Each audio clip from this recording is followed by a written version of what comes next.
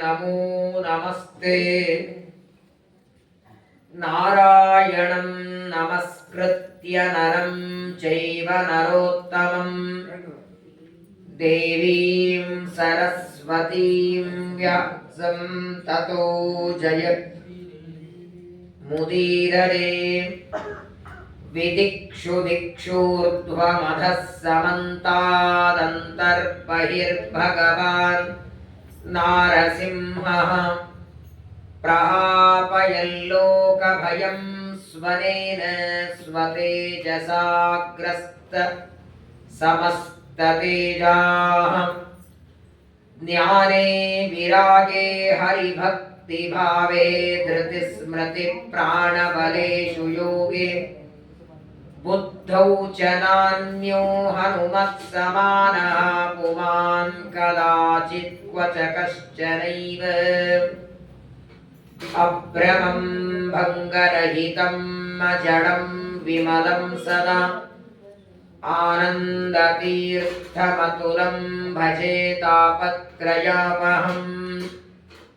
ಆನಂದತೀರ್ಥೋಪದಿಷ್ಟೋ ನಿಧಿರ್ನಾರಾಯಣಾಹ್ವಯಃ ಪ್ರದರ್ಶಿತೋ ಯೇನ ಸಮ್ಯಜ್ಜಯತೀರ್ಥಂ ತಮಾಶ್ರಯೇ.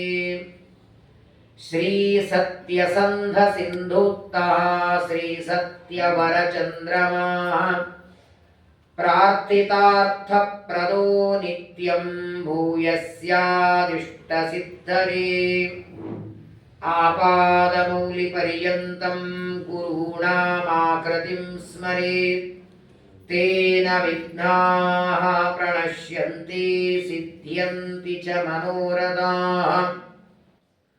ಬುಧೈರಪಿ ಸುದುರ್ಬೋಧೆ ಗ್ರಂಥೆ ಯನ್ಮಮ ಸಾಹಸಂ ತತ್ಪಾರಯಂತು ನಿಪುಣಾಃ ಗುರುಪಾದರಜಕ್ಕಣಾಃ. ಲೌಕಿಕಾಲೌಕಿಕಲಕ್ಷಣಾಮೃತದೋಹಿನೀಂ ಗುರುವನುಗ್ರಹರೂಪಾಂ ತಾಂ ಕಾಮಧೇನುಂ ಉಪಾಸ್ಮಹೇ. ಶ್ರೀ ಗುರುಭ್ಯೋ ನಮಃ.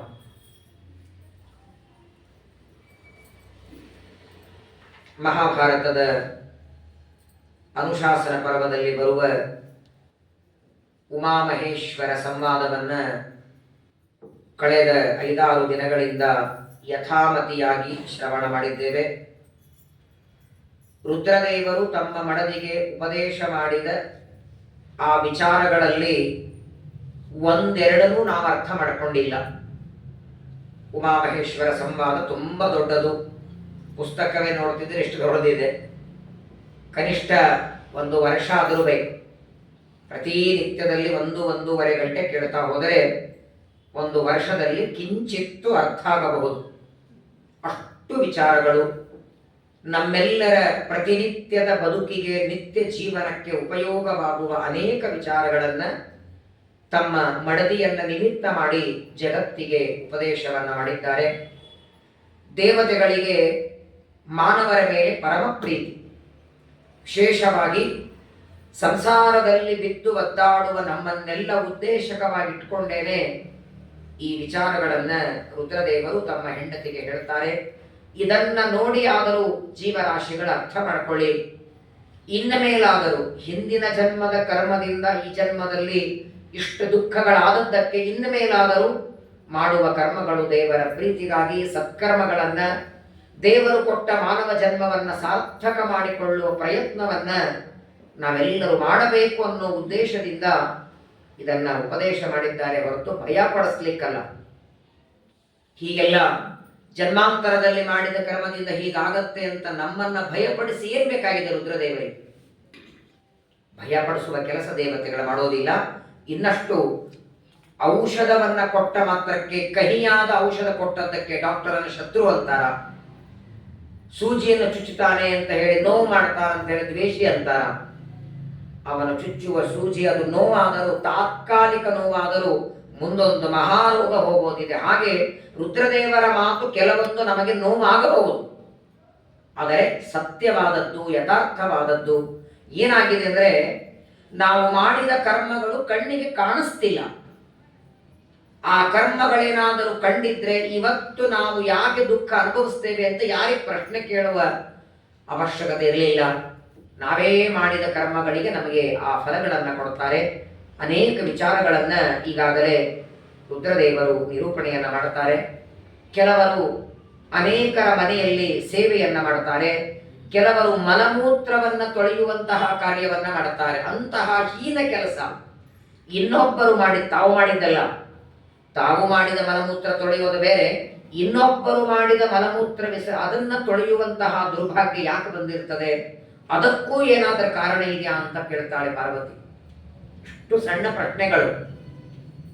ಈ ದೊಡ್ಡ ದೊಡ್ಡ ಅಂಗಡಿಗಳಲ್ಲಿ ಅಥವಾ ಜ್ಯುವೆಲ್ರಿ ಶಾಪ್ ಮುಂದ್ಗಡೆ ನಿಂತ್ಕೊಂಡಿರ್ತಾರಲ್ಲ ವಾಚ್ಮನ್ಗಳು, ಜ್ಯುವೆಲ್ರಿ ಶಾಪ್ ಮುಂದೆ ಇರ್ತಾರೆ ಅಥವಾ ಬ್ಯಾಂಕ್ಗಳ ಮುಂದೆ ನಿಂತಿರ್ತಾರೆ, ಕೆಲವರು ಮನೆ ಮುಂದೆ ಇಟ್ಕೊಂಡಿರ್ತಾರೆ. ಅದಕ್ಕೂ ಏನಾದ್ರೂ ಪ್ರಾರಬ್ಧ ಕರ್ಮ ಇದೆಯಾ ಅಂತ ಕೇಳ್ತಾಳೆ ಪಾರ್ವತಿ. ಒಂದು ತಿಂಗಳಿಗೆ ಅವನು ಸಂಬಳ ಕೊಡ್ತಾನೆ ಅಂತ ಅವನ ಮನೆಯನ್ನ ಕಾಯುವಂತಹ ಕೆಲಸವನ್ನ ಹಗಲು ರಾತ್ರಿ ಒಂದು ಕೈಯಲ್ಲಿ ಕೋಲು ಹಿಡ್ಕೊಂಡು ನಿಂತಿರಬೇಕು. ಅದಕ್ಕೂ ಒಂದು ಕರ್ಮ ಉಂಟು. ಎಷ್ಟು ಸಣ್ಣ ವಿಚಾರಗಳನ್ನ ಪಾರ್ವತೀ ದೇವಿಗೆ, ಉಮಾದೇವಿಗೆ ರುದ್ರದೇವರು ನಿರೂಪಣೆ ಮಾಡ್ತಾರೆ. ಸಂತಾನ ಆಗದೇ ಇರೋದಕ್ಕೂ ಕಾರಣ, ಅಥವಾ ಹುಟ್ಟಿದ ಮಕ್ಕಳು ಅಪಂಗರಾಗೋದಕ್ಕೆ, ಕಿವುಡರೋ ಕುರುಡರೋ ಮೂಕರೋ ಅಥವಾ ಏನೋ ಕೆಟ್ಟ ಚಟಗಳು, ಸಣ್ಣ ವಯಸ್ಸಿನಲ್ಲೇ 8-10 ವರ್ಷ ಇರುವಾಗಲೇ ಮದ್ಯಪಾನ ಮಾಡೋ ಚಟ ಬರ್ತದೆ, ದುಶ್ಚಟಗಳಿಗೆ ಬಲಿಯಾಗ್ತಾರೆ. ಅದಕ್ಕೂ ಜನ್ಮಾಂತರದ ಕಾರಣ ಇದೆ. ತಂದೆ ತಾಯಿಗಳ ಮಾತು ಕೇಳದೆ ಶ್ರಾದ್ದಾದಿ ಕರ್ಮಗಳು ಮಕ್ಕಳ ಮಾಡದೇ ಇರೋದಕ್ಕೂ ಜನ್ಮಾಂತರ ಕರ್ಮ ಇದೆ. ಉಮಾಮಹೇಶ್ವರ ಸಂವಾದದಲ್ಲಿ ಇಂತಹ ಪ್ರಶ್ನೆಗೆ ಉತ್ತರ ಇಲ್ಲ ಅಂತಿಲ್ಲ. ನಮಗೆ ತಾಳ್ಮೆ ಬೇಕಷ್ಟೆ. ನಾವೆಲ್ಲ ತಪ್ಪು ಮಾಡಿದ್ದೇನು ಅಂದ್ರೆ ಒಂದು ವಾರದಲ್ಲಿ ಮುಗಿಸ್ಬೇಕು ಅನ್ಕೊಂಡಿದ್ದೆ ತಪ್ಪು ಹೊರತು. ನೋಡಿ, ನಮ್ಮ ಜೀವನ ಎಷ್ಟು 100 ವರ್ಷ. 100 ವರ್ಷದ ಬಗ್ಗೆ ಹೇಳೋದಕ್ಕೆ ಒಂದು 100 ದಿನ ಆದ್ರೆ ಬೇಡವಾ? ಇಡೀ ಜೀವನಕ್ಕೆ ಬೇಕಾಗುವ ವಿಚಾರಗಳನ್ನ 1 ವಾರದಲ್ಲಿ, ಅದು 1 ಗಂಟೆಯೊಳಗೆ ಏನ್ ಕೇಳೋದಕ್ಕೆ ಸಾಧ್ಯವಿದೆ? ಅನೇಕ ಪ್ರಶ್ನೆಗಳಿಗೆ ರುದ್ರದೇವರು ಸಮರ್ಪಕವಾಗಿ ತಮ್ಮ ಹೆಂಡತಿಗೆ ಮಾತ್ರ ಉಪಯೋಗ ಅಲ್ಲದೆ ಇಡೀ ಜಗತ್ತಿಗೆ ಉಪಯೋಗವಾಗುವ ವಿಚಾರಗಳನ್ನ ತಿಳಿಸಿಕೊಡುತ್ತಾರೆ.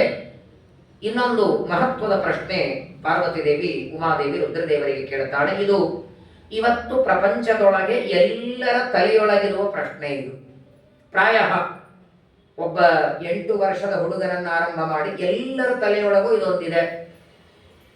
ಅದು ವಾಸ್ತವಿಕವಾಗಿ ಹೌದು ಅಲ್ಲೋ ಅನ್ನುವ ಗೊಂದಲ ಪಾರ್ವತಿ ದೇವಿ ಕೇಳ್ತಾಳೆ. ಭಗವನ್ ಭಗನೇತ್ರಜ್ಞ ಮಾನುಷಾಣಾಂ ವಿಚೇಷ್ಟಿತಂ ಸರ್ವಮಾತ್ಮಕೃತಂ ಚೇತಿ ಶ್ರುತಂ ಮೇ ಭಗವನ್ಮತಂ ಲೋಕೆ ಗ್ರಹಕೃತಂ ಸರ್ವಂ ಮತ್ವಾ ಕರ್ಮ ಶುಭಾಶುಭಂ ತದೇವ ಗ್ರಹ ನಕ್ಷತ್ರಂ ಪ್ರಾಯಶಃ ಪರ್ಯುಪಾಸತೆ ಏಷ ಮೇ ಸಂಶಯೋ ದೇವ ತ್ವಂ ಮೇ ತ್ವಂ ಚೇತ್ತುಮರ್ಹಸಿ.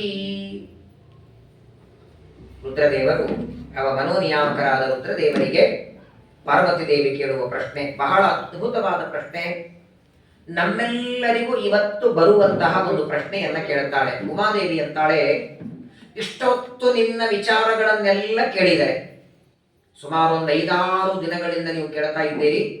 ಯಾವುದೇ ಪ್ರಶ್ನೆ ಉಮಾದೇವಿ ಕೇಳಿದರೂ ಜನ್ಮಾಂತರದ ಕರ್ಮ ಅಂತಾರೆ ರುದ್ರದೇವರು.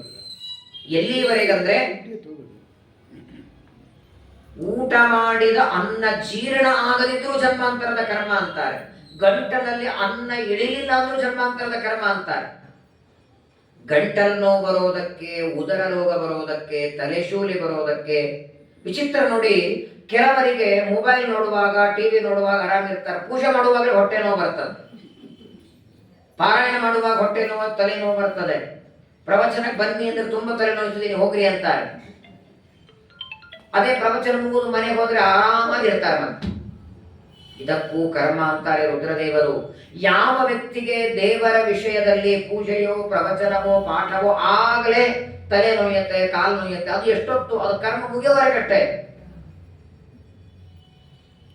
ನಾವು ದೇವರ ಆರಾಧನೆ ಮಾಡ್ತೇವೆ ಅಂದ್ರಲ್ಲ, ನಮ್ಮಿಂದ ಮಾಡಿಸ್ಕೊಳ್ಳುವ ಇಚ್ಛೆ ದೇವರಿಗಿದ್ರೆ ಮಾಡಿಸ್ಕೊಳ್ತಾನೆ.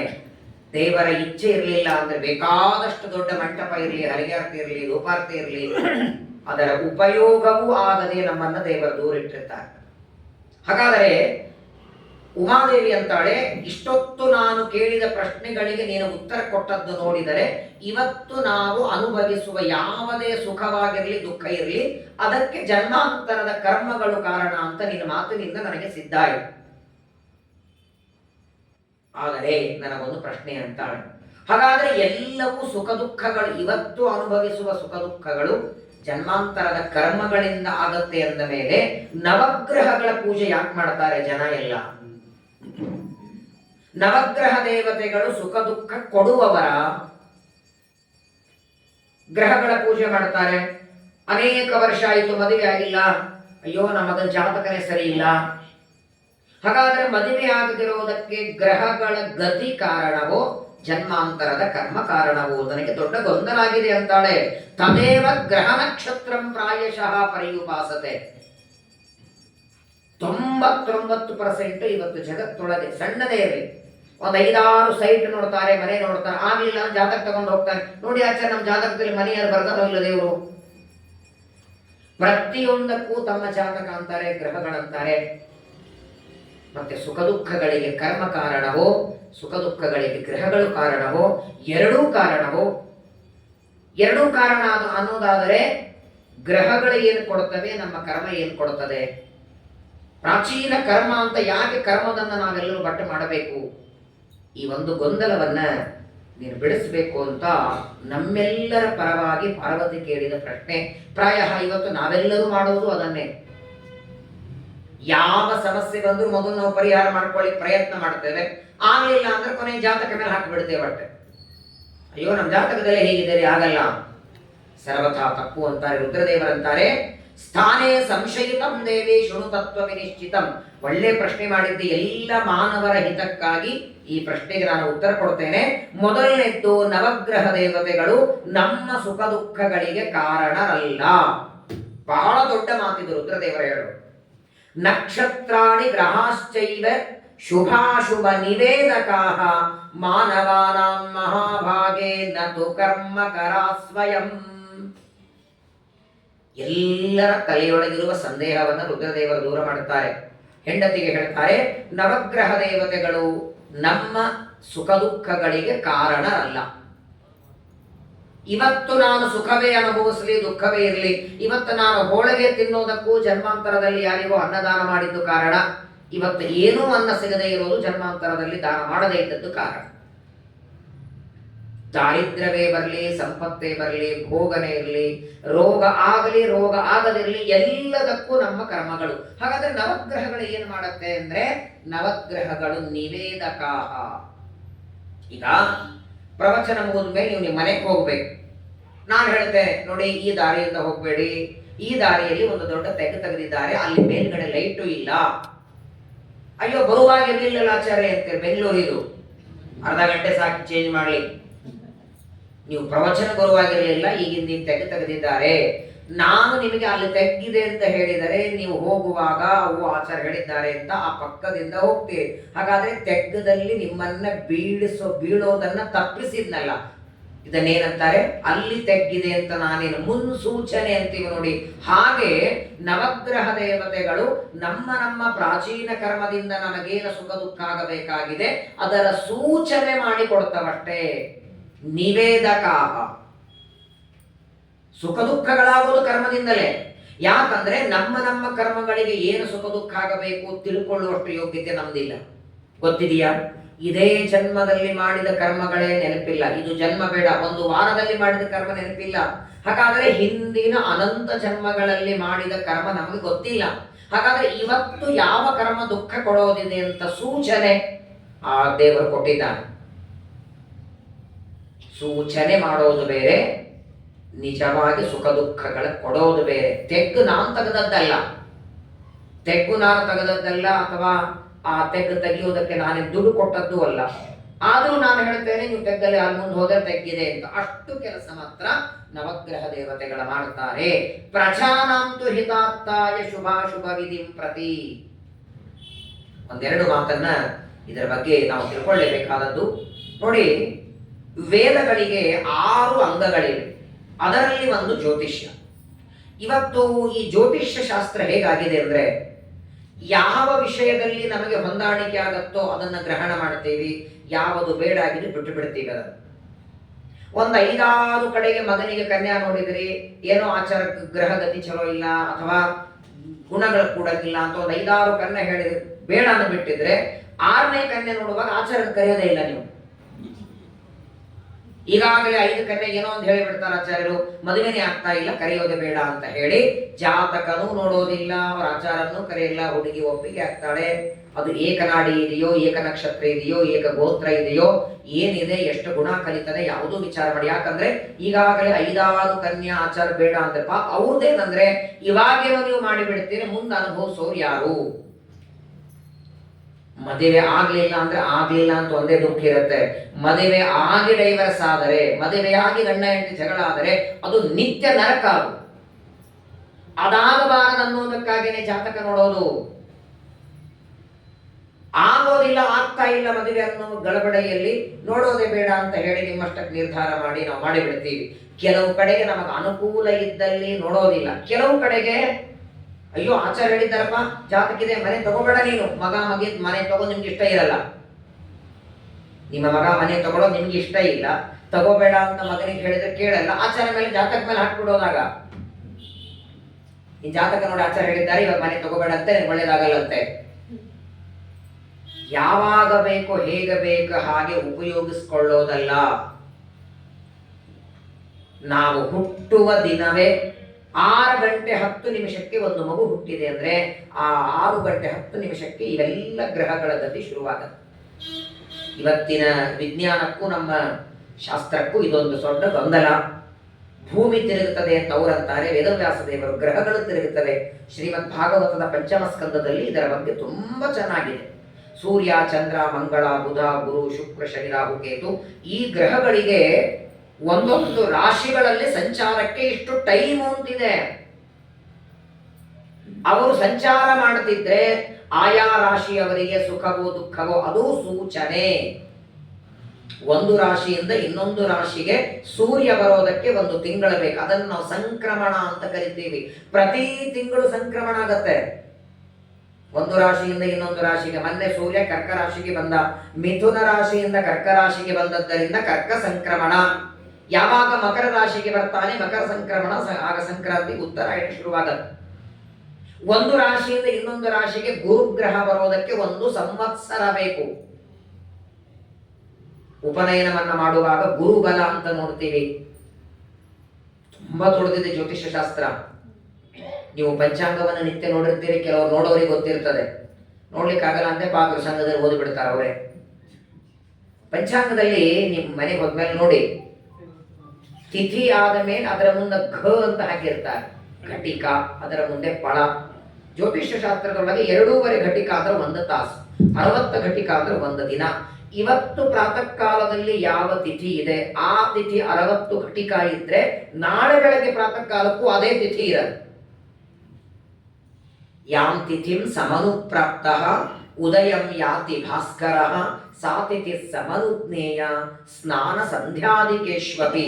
ಸೂರ್ಯ ಸಿದ್ಧಾಂತ, ದೃಗ್ಗಣಿತ ಅಂತ 2 ಭಾಗ ಜ್ಯೋತಿಷ್ಯದಲ್ಲಿ. ತುಂಬಾ ವಿಚಾರ ಇದೆ, ನಾನು ಬಹಳ ಹೇಳೋದಿಲ್ಲ. ಕೆಲವು ಬಾರಿ ಸಂಧ್ಯಾ ವಂದನಕ್ಕೆ 1 ತಿಥಿ ಬಂದಿರ್ತದೆ, ಶ್ರಾದ್ದಕ್ಕೆ ತಿಥಿ ಬೇರೆ ಬಂದಿರ್ತದೆ. ಯಾಕೆ ವ್ಯತ್ಯಾಸ ಆಗತ್ತೆ? ಸಂಧ್ಯಾ ವಂದನಕ್ಕೆ ಪ್ರತಿಪದ ಇದ್ರೆ ಶ್ರಾದ್ದಕ್ಕೆ ದ್ವಿತೀಯ ತಿಥಿ ಬಂದಿರ್ತದೆ. ಸಂಧ್ಯಾ ವಂದನೆಗೆ ಪೂರ್ಣಿಮಾ ಇದ್ರೆ ಅವತ್ತೇ ಶ್ರಾದ್ದ ಪ್ರತಿಪದ ಬಂದಿರ್ತದೆ. ಹೀಗೆಲ್ಲ ವ್ಯತ್ಯಾಸವಾಗುವುದಕ್ಕೆ ಆ ತಿಥಿಗಳು, 1 ತಿಥಿ 60 ಘಟಿಕ ಇದ್ರೆ, ಅಮಾವಾಸ್ಯ ಅಥವಾ ಹುಣ್ಣಿಮೆ ರಾತ್ರಿ 1-1:30 ಒಬ್ಬ ವ್ಯಕ್ತಿ ದೇಹ ಬಿಟ್ಟಿದ್ದಾನೆ, ಹುಣ್ಣಿಮೆ ದಿನ ಸತ್ತಿದ್ದಾನೆ ಲೆಕ್ಕದಲ್ಲಿ ಬರಲ್ಲ, ಪ್ರತಿಪದ ಲೆಕ್ಕದಲ್ಲಿ ಹೋಗುತ್ತೆ. ಚತುರ್ದಶಿ ರಾತ್ರಿ ಹೋದರೆ ನಾವು ಈ 24 ಗಂಟೆಯಾದ್ರೆ 1 ದಿನ ಅಂತೀವಿ. ಜ್ಯೋತಿಷ್ಯ ಶಾಸ್ತ್ರದ ಪ್ರಕಾರ ಪ್ರಹರಗಳು ಅಂತ 2:30 ಆದ ಮೇಲೆ, 2:30-3 ಗಂಟೆ ಆದ ಮೇಲೆ ದಿನ ಚೇಂಜ್ ಆಗತ್ತೆ. ತುಂಬಾ ಹೇಳುತ್ತದೆ ಜ್ಯೋತಿಷ್ಯ ಶಾಸ್ತ್ರ.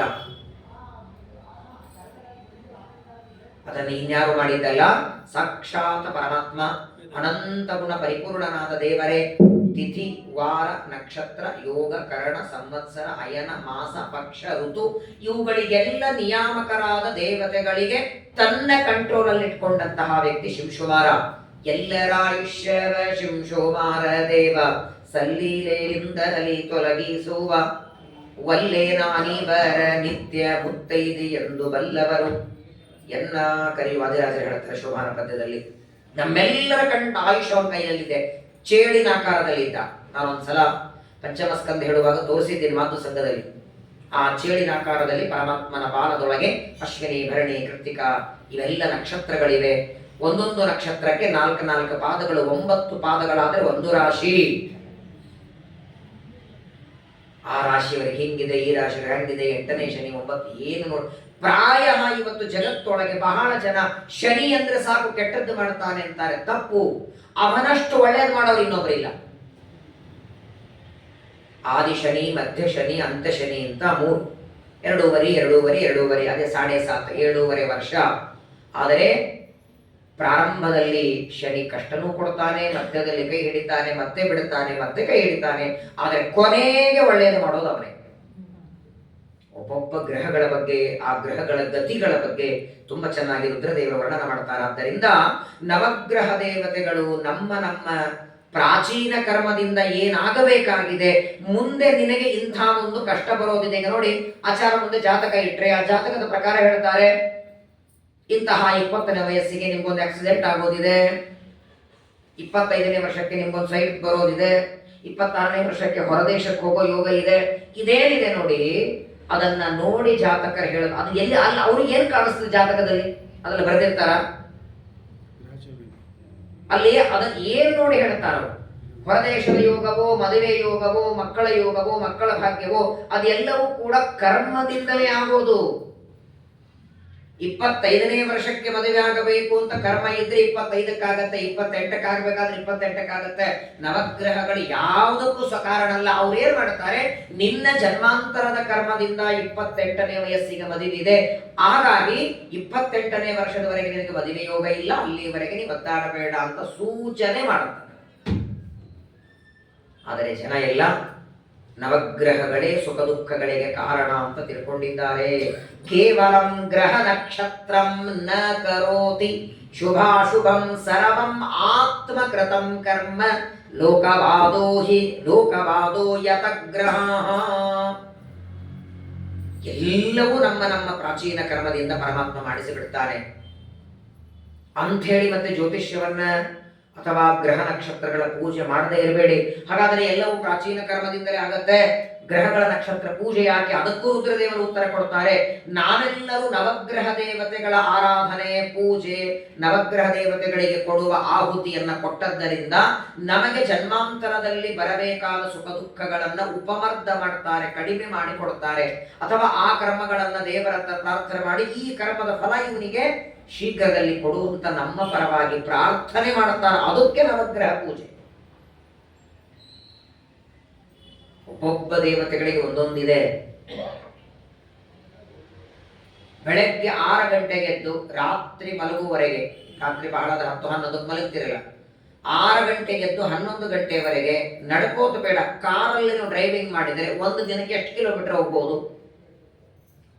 24 ಅವರ್ಸ್ ಬೇಡ, 12 ತಾಸು ಇಟ್ಕೊಳ್ಳಿ.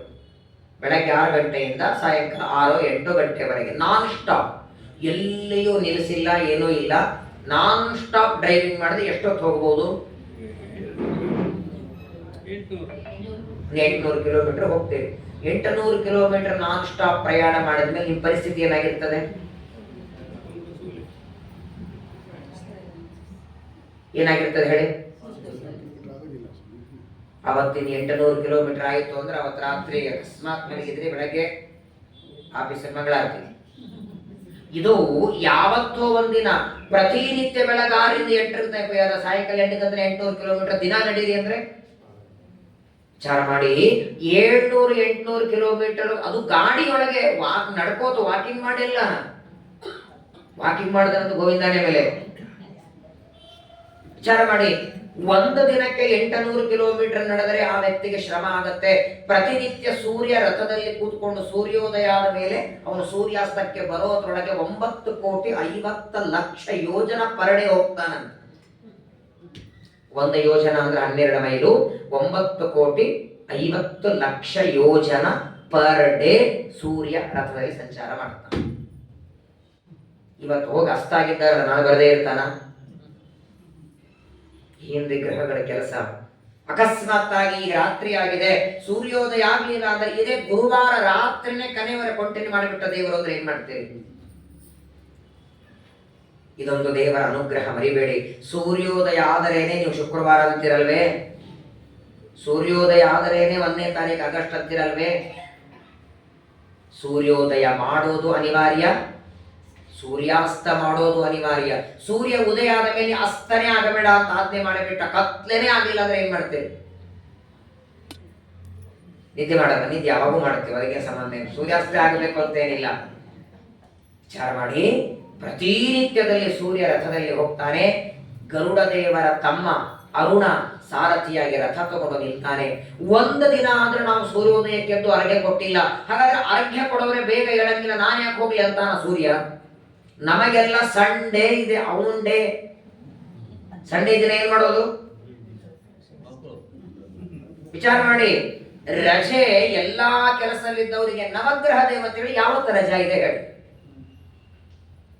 24 hours ನಮ್ಮ ಕಣ್ಣೊಳಗಿದ್ದು ನೋಡುವ ಕೆಲಸವನ್ನ ಮಾಡಿ ಪ್ರತಿನಿತ್ಯ ಹಗಲು ರಾತ್ರಿ ನೋಡಿ ನೋಡಿ ನನಗೂ ಸಾಕಾಗಿದೆ, ಸಂಡೇ ಒಂದಿನ ನಾನು ರೆಸ್ಟ್ ಮಾಡ್ತೇನೆ ಅಂತ ನಮ್ಮ ಕಣ್ಣಿಗೆ ಅಭಿಮಾನಿ ಸೂರ್ಯ ಇದ್ದೇನೆ.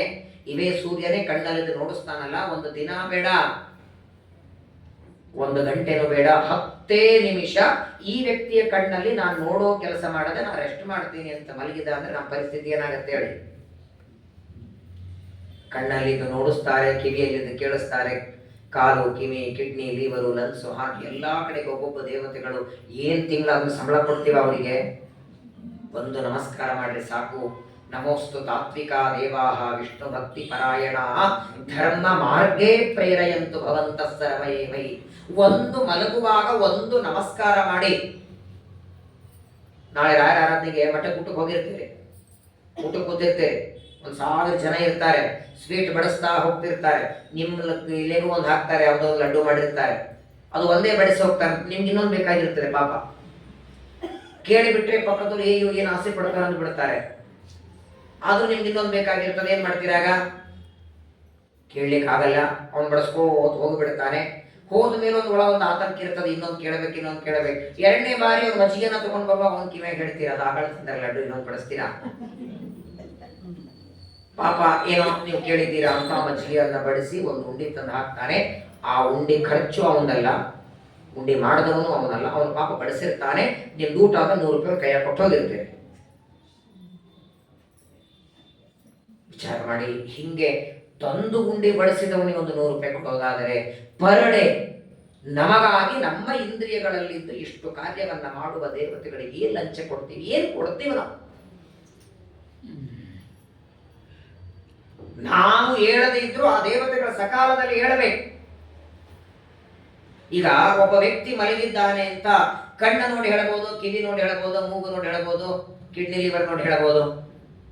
ಮಲಗಿದ್ದಾನೆ ಅಂತ ಹೇಳೋದಕ್ಕೂ ಕಣ್ಣು ಮುಚ್ಚಿದ್ದಾರೆ ಗೊತ್ತಾಗುತ್ತೆ, ಎದ್ದಿದ್ದಾರೆ ಅಂತ ಹೇಳೋದಕ್ಕೂ ಕಣ್ಣು ನೋಡಿ ಹೇಳ್ಬೇಕಲ್ಲ ನೀವು. ಕಿವಿ ನೋಡಿ ಹೇಳ್ತಾರೆ ಎದ್ದಿದ್ದಾರೆ ಅಂತ. ಹಾಗಾದ್ರೆ ಮಲಗಿದ್ದಾನೆ ಅಂತ ಅನಿಸ್ಬೇಕು, ಆ ಕಣ್ಣು ಮುಚ್ಚುವಾಗ ದೇವತೆಗಳು ಮಾಡಬೇಕು. ಇವನು ಎದ್ದಿದ್ದಾನೆ ಅಂತ ಜಗತ್ತಿಗೆ ಗೊತ್ತಾಗಬೇಕಾದ್ರೆ ಕಣ್ಣು ತೆಗೆಯುವ ಹಂಗೆ ಮಾಡಬೇಕು. ಅದು ಎರಡೂ ಕೆಲಸ ಈ ಸೂರ್ಯನೇ ಮಾಡಬೇಕು. ಹಾಗಾಗಿ ನವಗ್ರಹ ದೇವತೆಗಳಲ್ಲಿ ಮೊದಲನೆಯವನು ಸೂರ್ಯ, ಆರೋಗ್ಯ ಪ್ರದಾಯಕನಾದವನು. ಎರಡನೆಯವನು ಚಂದ್ರ, ಮಂಗಿ. ಈ 9 ಗ್ರಹಗಳ ಬಗ್ಗೆನೇ ಒಂದು ವಾರ ಹೇಳಬಹುದು ಪ್ರವಚನ. ನವಗ್ರಹಗಳೇನು, ಅವರ ತಂದೆ ತಾಯಿಗಳೇ ಯಾರು, 9 ಗ್ರಹಗಳ ಕೆಲಸ ಏನು, ನಮ್ಮ ಜಾತಕದಲ್ಲಿ ಅವ್ರು ಏನ್ ಮಾಡ್ತಾರೆ, ಯಾವ ಗ್ರಹದ ಜೊತೆಗೆ ಏನಿದ್ರೆ ಏನಾಗ. ಈಗ ನಿಮ್ಮ ಮಗ ತುಂಬಾ ಚೆನ್ನಾಗಿರ್ತಾನೆ, ಸಂಧ್ಯಾ ವಂದನೆ ಮಾಡ್ತಾನೆ, ಪಾರಾಯಣ ಮಾಡ್ತಾನೆ, ಪೂಜೆ ಮಾಡ್ತಾನೆ, ಪ್ರತಿನಿತ್ಯ ಮನೆಯಿಂದ ಆಫೀಸಿಗೆ ಕೆಲಸಕ್ಕೆ ಹೋಗುವಾಗ ನಿಮಗೆ ನಮಸ್ಕಾರ ಮಾಡಿ ಹೋಗ್ತಾನೆ. ನಿಮ್ಮ ಮನೆಯಿಂದ ಹೋಗೋವರೇ ಚೆನ್ನಾಗಿರ್ತಾನೆ, ಅಲ್ಲಿ ರೋಡ್ ಮೇಲೆ ನಿಮ್ಮ ಫ್ರೆಂಡ್ ನಿಂತಿರ್ತಾನೆ, ಮಹಾ ದುಷ್ಟ ಇರ್ತಾನೆ. ಅಯ್ಯೋ ಇವತ್ತು ಒಂದಿನ ಹಾಕೋ ಏನಾಗತ್ತೆ ಅಂತ ಒಂದಿನ ಬಾಟ್ಲಿ ಹಾಕಿಸ್ತಾನೆ, ಒಂದಿನ ಏನೋ ಮಾಂಸ ತಿನ್ನಿಸ್ತಾನೆ. ನಿಮ್ಮ ಮಗ ಮನೆಯಿಂದ ಹೋಗೋವರೇ ಚೆನ್ನಾಗೇ ಇರ್ತಾನೆ.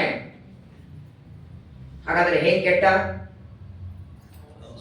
ಸಹವಾಸ? ಹಾಗೆ ಇಲ್ಲಿ ನೋಡಿ, ಚಂದ್ರ, ಗುರು, ಶುಕ್ರ ಇವೆಲ್ಲ ಗ್ರಹಗಳು ಶುಭ ಗ್ರಹಗಳೇ. ಇವುಗಳ ಜೊತೆಗೆ ಸೇರಿದರೆ ರಾಹುವಿನ ಜೊತೆಗೆ ಶುಭ ಗ್ರಹ ಸೇರಿಬಿಟ್ಟ ಅಂದ್ರೆ ಇವೇನ್ ಜಾತಕದಲ್ಲಿ ಇನ್ನೇನು ಹೇಳ್ತಾರೆ ಹೇಳಿ? ಇವತ್ತೇನ್ ಜ್ಯೋತಿಷ್ಯರು ಹೇಳ್ತಾರೆ, ಯಾಕೋ ನಿನ್ನ ಮಗ ಓದ್ತಾ ಇಲ್ಲ, ಓದಿದ ನೆನಪೇ ಇಲ್ಲ, ಸ್ಕೂಲಿಗೆ ಹೋಗು ಅಂದ್ರೆ ಬೇಡ ಅಂತ ಅಲ್ಲೇ ನಿಮ್ಮ ಮಗನ್ ಬರೆದಿರ್ತಾರ? ಅಲ್ಲೇನಿಲ್ಲ. ನಿಮ್ಮ ಮಗನ ಜಾತಕದಲ್ಲಿ ವಿದ್ಯಾಸ್ಥಾನದಲ್ಲಿ ಗುರು ಇದ್ದಾನೆ, ಗುರುವಿನ ಜೊತೆಗೆ ರಾಹು ಕೂತಿದ್ದಾನೆ. ಗುರು ರಾಹು ಒಂದೇ ಕಡೆಗಿದ್ದರಿಂದ ನಿಮ್ಮ ಮಗನಿಗೆ ವಿದ್ಯಾ ಕೊಡಬೇಕು ಅಂತ ಗುರು ಅನಿಸಿದರು, ರಾಹು ಅದಕ್ಕೆ ಅಡ್ಡಿ ಮಾಡ್ತಿದ್ದಾನೆ. ಇಷ್ಟೇ ಹೇಳೋದವರು. ಇಬ್ಬರು ಸೇರಿದರೆ, ಒಬ್ಬ ಒಳ್ಳೆಯವನ ಜೊತೆಗೆ ಕೆಟ್ಟವನು ಸೇರಿದರೆ, ಆ ಕೆಟ್ಟವನು ಏನ್ ಮಾಡ್ತಾನೆ ಗೊತ್ತಾ? ಒಳ್ಳೆಯವನ್ ಅವನು ಕೆಟ್ಟದ್ದು ಮಾಡಲ್ಲ. ಈ ಗ್ರಹಗಳ ಸ್ವಭಾವ ಹಿಂಗಿದೆ ಅಂದ್ರೆ, ಮಂಗಳ, ರವಿ, ಶನಿ, ರಾಹು, ಕೇತು ಇವ್ರು ಏನ್ ಮಾಡ್ತಾರೆ? ಕೆಟ್ಟದ್ದು ಮಾಡಲ್ಲ, ಒಳ್ಳೆಯದು ಮಾಡೋ ತಡೀತಾರೆ. ಅಷ್ಟೇ ಸಾಕಲ್ಲ. ಒಳ್ಳೆಯದ ಮಾಡೋರನ್ನ ಮಾಡದೆ ಬಿಡು ಹಂಗೆ ತಡೆದ್ರು ಬೇಕಾದಷ್ಟಾಯಿತು. ಇವ್ರು ಪ್ರತ್ಯೇಕ ಕೆಟ್ಟದ್ದು ಮಾಡಬೇಕಾಗಿಲ್ಲ. ಹಾಗಾಗಿ ಅವ್ರು ನಮಗಾಗಬೇಕಾದದ್ದು ತಡೆದು ಬಿಟ್ರೆ, ವಿವಾಹ ಆಗಬೇಕು, ಮದುವೆ ಆಗಬೇಕು, ಆ ಮದುವೆ ಸ್ಥಾನದಲ್ಲಿ 5-6 ಜನ ಕೂತ್ಬಿಟ್ಟಿದ್ದಾರೆ. ಗೋವಿಂದ. ಒಂದೊಂದು ಮಾತುಗಳನ್ನು ನಾವು ಕೇಳ್ತೀವಿ.